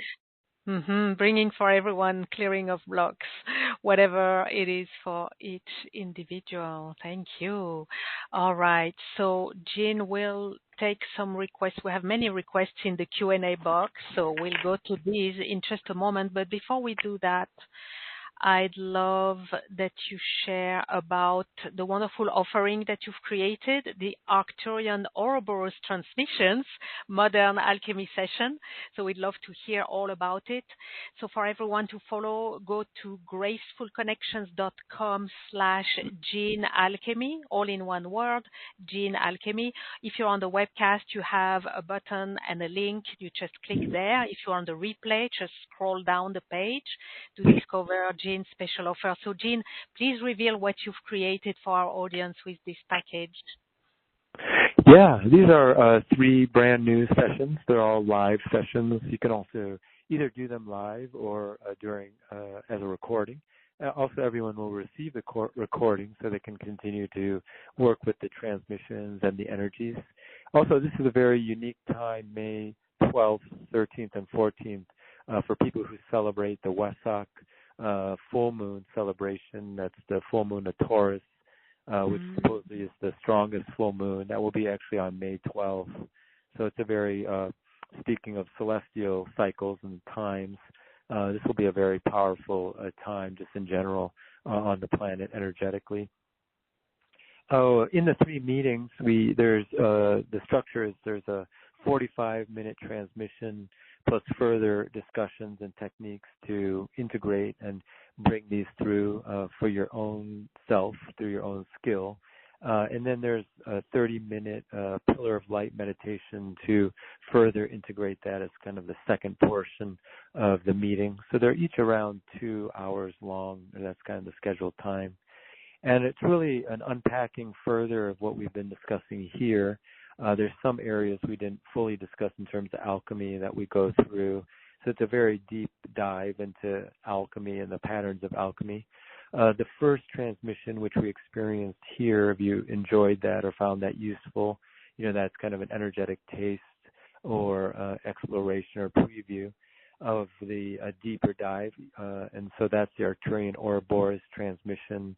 We kind of use that in terms of kind of how do we use a pattern that transforms something from a lower vibration or lower quality to a higher level. And we spoke of it in terms of manifestation, materialization, from a very kind of macroscopic level from our soul incarnation to microscopic goals that we have within this incarnation that are important to us, or to an even medium-sized experience, such as a very important romantic relationship or family relationship, or even a business or acquaintance relationship. The second theme in the meeting is actually based on the alchemy of time. So that's called the Arcturian synchronicity transmission.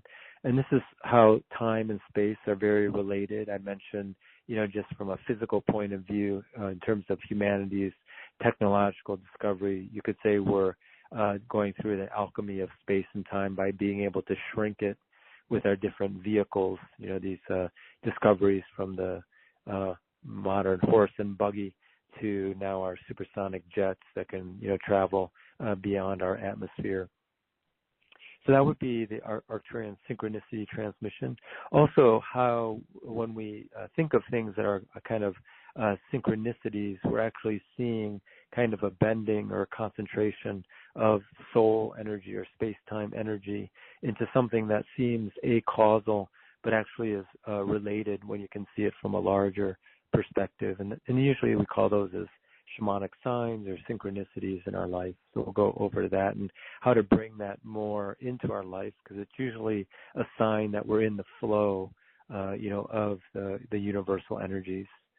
And finally, the third one really focuses on the fact that why would we go through the alchemical process is we're really an emanation of our consciousness signature.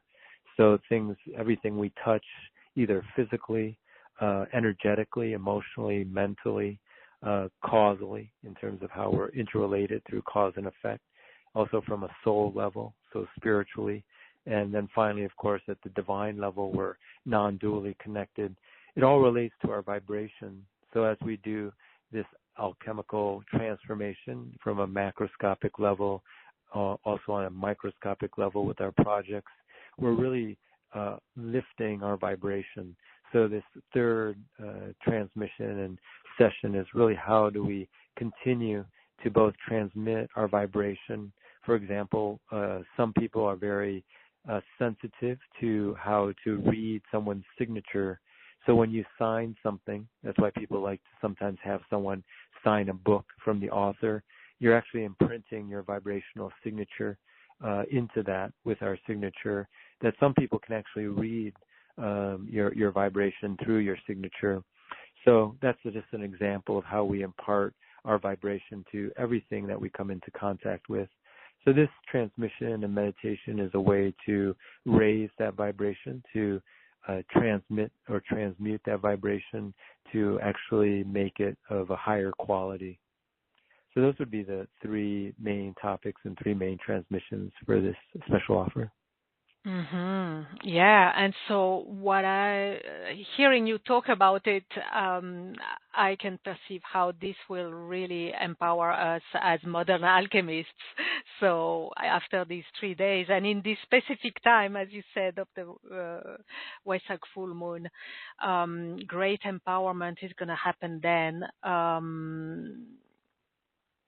So for those who have not experienced those sessions with you, Jean, well, just a few minutes ago, we had some experience with the transmissions of a couple of minutes, just a few minutes of transmission. Imagine what happens and what is possible when we get 45, 50 minutes of transmission, right? And 3 days in a row. So that's really very, very powerful and very smooth at the same time. So that's why we love having you and working with you, Jean. Thank you for this offering. It is very generously priced to make it accessible to as many as possible. And there's a PayPal for payment option offered in many countries. So thank you, Jean. There will be, for everyone, there will be a special announcement at the end of the call in a little while. So make sure to stay with us all the way. And let's take a few more requests, Jean. Is it possible to wrap up? There's a number of requests for health. Can we wrap them up all in once if I read all the different ailments that are concerned? Can we do that? Oh, yeah. Yes. Okay. You can have Right. So we'll do a healing transmission. So there is healing for swollen lymph nodes for Michelle in Richardson, Texas. There is healing, balancing the blood pressure for Jane in South Carolina. There is healing inflammatory chest cough for Lucille in Singapore. There is, well, let's take these and let's add for everyone listening, if you have any ailment, any illness, any pain, anything going on in your body, let's include it and receive the transmission for that. Oh, for the liver, for Kevin in Toronto, healing the liver as well. All right. Thank you, Jean. Yeah, great. Wonderful. Yeah, so we'll do specific healing with what's called ARCTURIAN high-frequency light for these intentions. Also, anyone else who has a healing intention, you could just hold that as the energies are coming across, whether you're listening live or through the recording. Also, you can, whatever your intention might be, this energy can also enhance that. So we're starting with the ARCTURIAN high-frequency light at the physical, etheric, emotional, mental, causal, spiritual, and divine levels.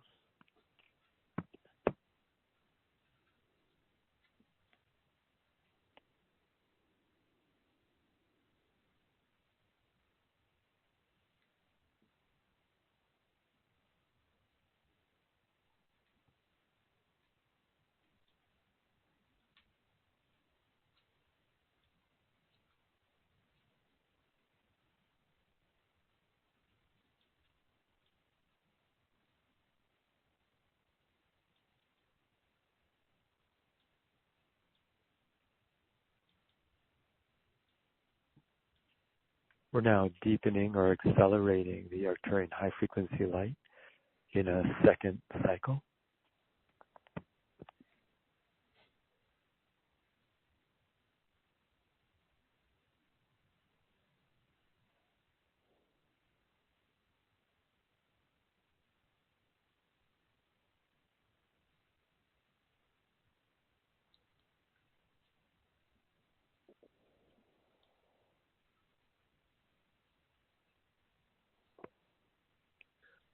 And finally, we're entering the third deepening cycle for this intention, moving to an even higher vibration of the ARCTURIAN high-frequency light.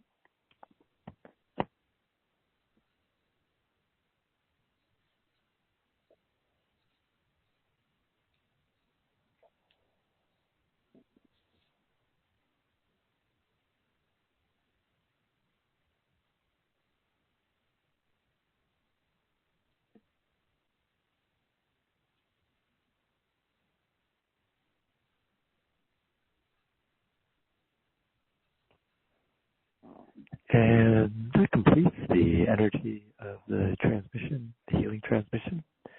You can gently come back to your physical body now. When you feel comfortable, you can open your eyes and snap your fingers. Thank you. Whew. The air feels lighter for everyone receiving this. Thank you.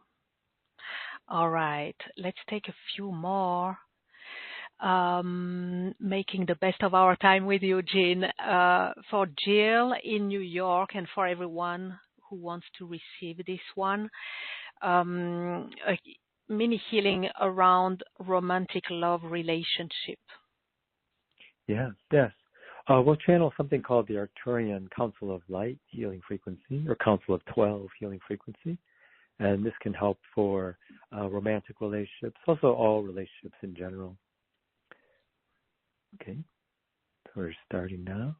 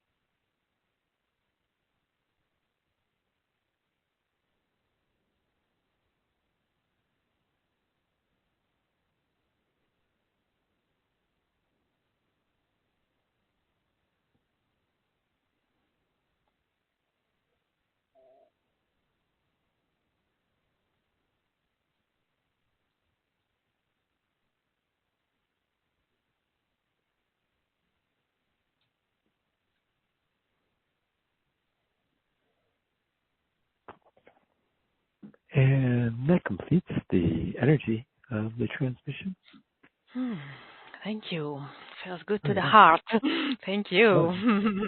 Yeah. Okay. Are you good to take a couple more? How are we doing? Sure. Yeah, that's great. Okay. Okay. So we're gonna go to Brisbane in Australia with Tunia, and the question is about moving forward in her spiritual path. So for Tunia and everyone, let's move forward with our spiritual path and receive a transmission to support that. Yes, we'll be channeling the Arcturian rainbow light healing frequency that balances the earth, water, fire, air, and space elements. So we're starting that energy now.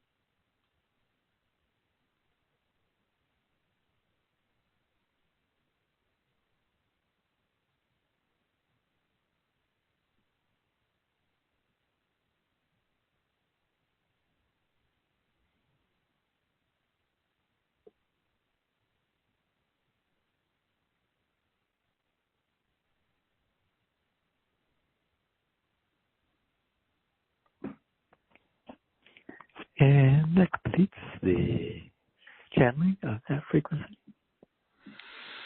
Beautiful. Thank you. And thank you, Tunia, for bringing this for you and for everyone. Let's squeeze in one more request from Linda in Maple Valley.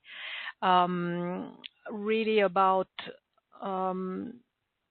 strengthening and upgrading the connection and collaboration with the Arcturians. Wonderful. I love the intention. Yeah. I thought so. Yeah, this next frequency is a combination of the Arcturians and then the mountain spirit energies in Peru called Salcantay. We did a trip there to kind of make that connection complete, kind of to download that particular medicine. So we'll channel that frequency here.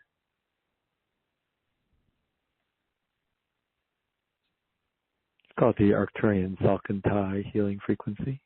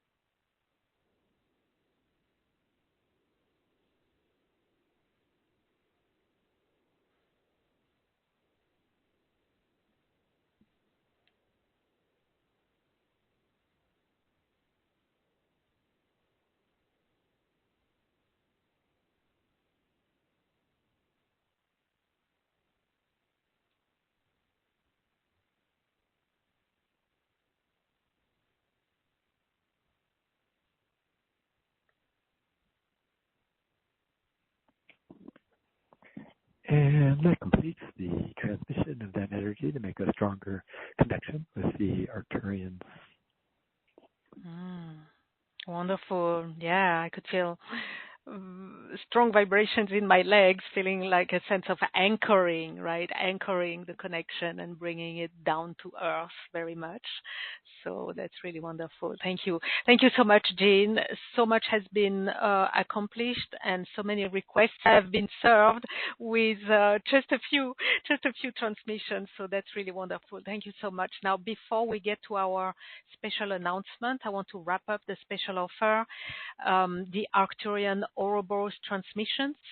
So it is 3 live group events of 2 hours each and the replays, 3 days back to back from the 12th of May, 12th, 13th, and 14th. First, the Arcturian OUROBOROS transmission, then the Arcturian synchronicity transmission, and the Arcturian vibration transmission. You have all the details on gracefulconnections.com/Jean Alchemy. If you're on the webcast, you have the button and the link. If you're on the replay, just scroll down the page to discover the details about this program and really this empowerment and upgrading of our inner modern alchemist.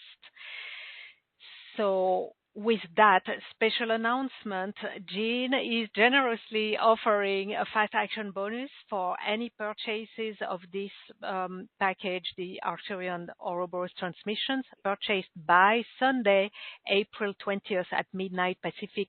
Jean, please tell us about the fast action bonus, the Christic template. Yeah, this was recently downloaded in the full moon that we just had of April. This is usually the Aries full moon. And what's unique about this is people who connect to the Christ being, Christ consciousness, may have a very strong connection here. This also, the Christ being is a universal template. It doesn't really link to any particular religion, although Christianity is a form of that. And the full moon in Aries, usually the next Sunday, which will be this Sunday, is when people celebrate Easter. That's how you can know when Easter will be every year. It's the Sunday after the full moon in Aries. So there's a very strong connection on the planet between that event, which is coming up. So this is very strong, appropriate transmission to connect to with what's going on the planet. The other piece is, I mentioned there's even larger cosmic cycles that can be looked at through the alchemy of the OUROBOROS. And one of them is this kind of esoteric idea that there was a high spiritual being who we might call the Christ. Some people see that being as the spirit of our Son, who is a fractal emanation of the Godhead. And certain spiritual beings of that high in nature, up until that time where Christ took on the sheath of Jesus, the human initiate, had never been in incarnation. This is sort of teachings from Rudolf Steiner, who's an esoteric Christian master of the Rosicrucian tradition. So when the Christ being actually incarnated or took on the sheath of Jesus, the initiate, a human being, one of the kind of cosmic alchemical transformations that occur, that in some ways through this teaching, the idea is that we're all affected because we're human beings, is that high being went through the physical death process, well, actually a life and death process, which many high spiritual beings, had never actually done. So supposedly many spiritual beings of that caliber, or spiritual angelic beings, were actually observing this kind of phenomena, this alchemical phenomena that occurred during that time. And of course, we're a beneficiary of that, of that such a high being going through what you could call an earthly alchemical process that we're going through. So you can say the morphic field of the Ouroboros pattern for incarnating as a human was transformed by sort of this, by the Christ being going through the same process, and of course through this resurrection process, which you could say is the process from exactly what we emphasized here, Sophie and myself and everyone here on the call, which we discussed, which is really the 9 to 12 o'clock position, which is sort of, you could call the resurrection, phase would be in that position.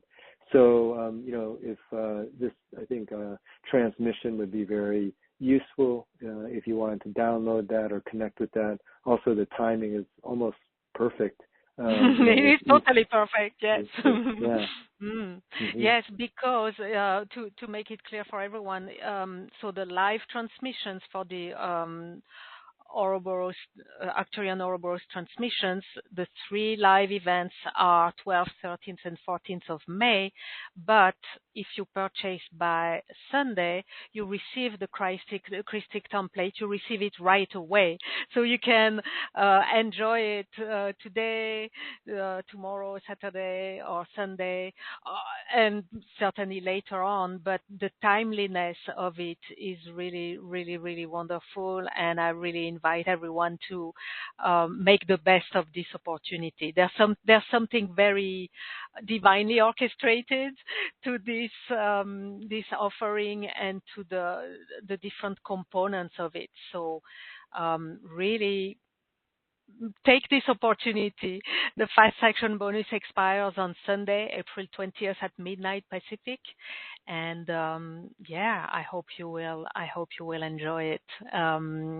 Thank you so much, Jean, for including this as well with your package. Now, you've offered so much already today, but still, I'm going to ask you: do you have any closing words, or are we good? If you have anything else you would like to add, you're very welcome to do so. Yeah, thanks so much. I just will dovetail on what you said. I think, I was looking at that synchronicity idea, the synchronicity transmission, and maybe this is a kind of a macroscopic, amongst our group and this offering. And it was somewhat maybe subconscious that I didn't really think of this connection when I chose that as the fast action bonus. So.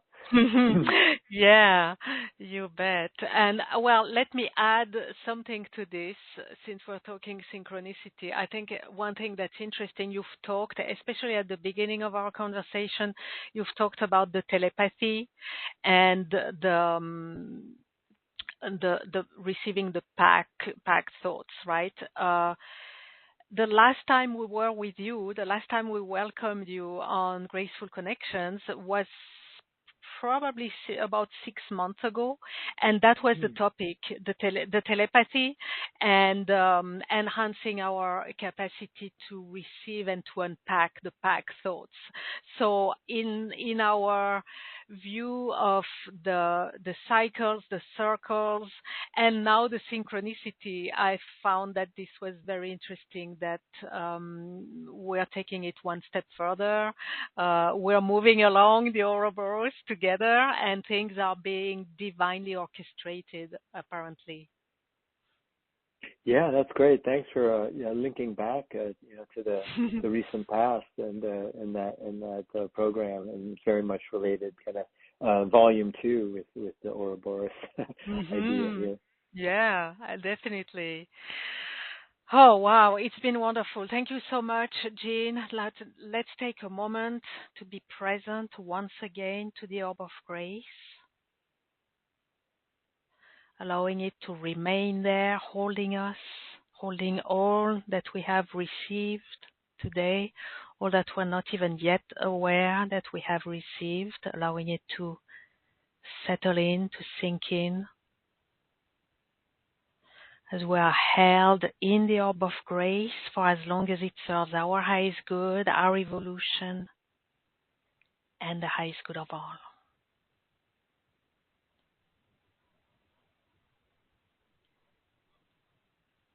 And I'm closing now by giving gratitude to each and every one of you in the audience. Thank you for answering yes to the calling of grace and the calling to transform, uplift, and transcend the normal three-dimensional world, bringing spiritual light and consciousness into matter. Gratitude to you, wonderful Jean Ang, for all the insights, the wisdom, the brilliance, and the offerings you have gifted us today through all the graceful connections that have been woven with you and your masterful expertise and the Arcturians and all the higher beings that you brought along with you. Thank you, Jean. Thanks so much, Sophie. Thanks for the invitation, and thank you, everyone, also for the invitation to be part of this group. Absolutely, yes. Gratitude to the Orb of Grace for providing a safe, sacred space for our time together. And gratitude for all the grace we are blessed with at every moment, whether we are aware of it or not. It offers all the nourishment, the nurturing, the healing, revelations, and the realizations that we open our hearts to receive all along our journey and our circles and cycles. Gratitude to our higher selves and all the higher beings who guide, support, and protect us. And gratitude to the divine. Thank you. Until we meet again, many graceful blessings to you all. Thank you. Thank you, Jean. Thank you, everyone. And goodbye now. Bye.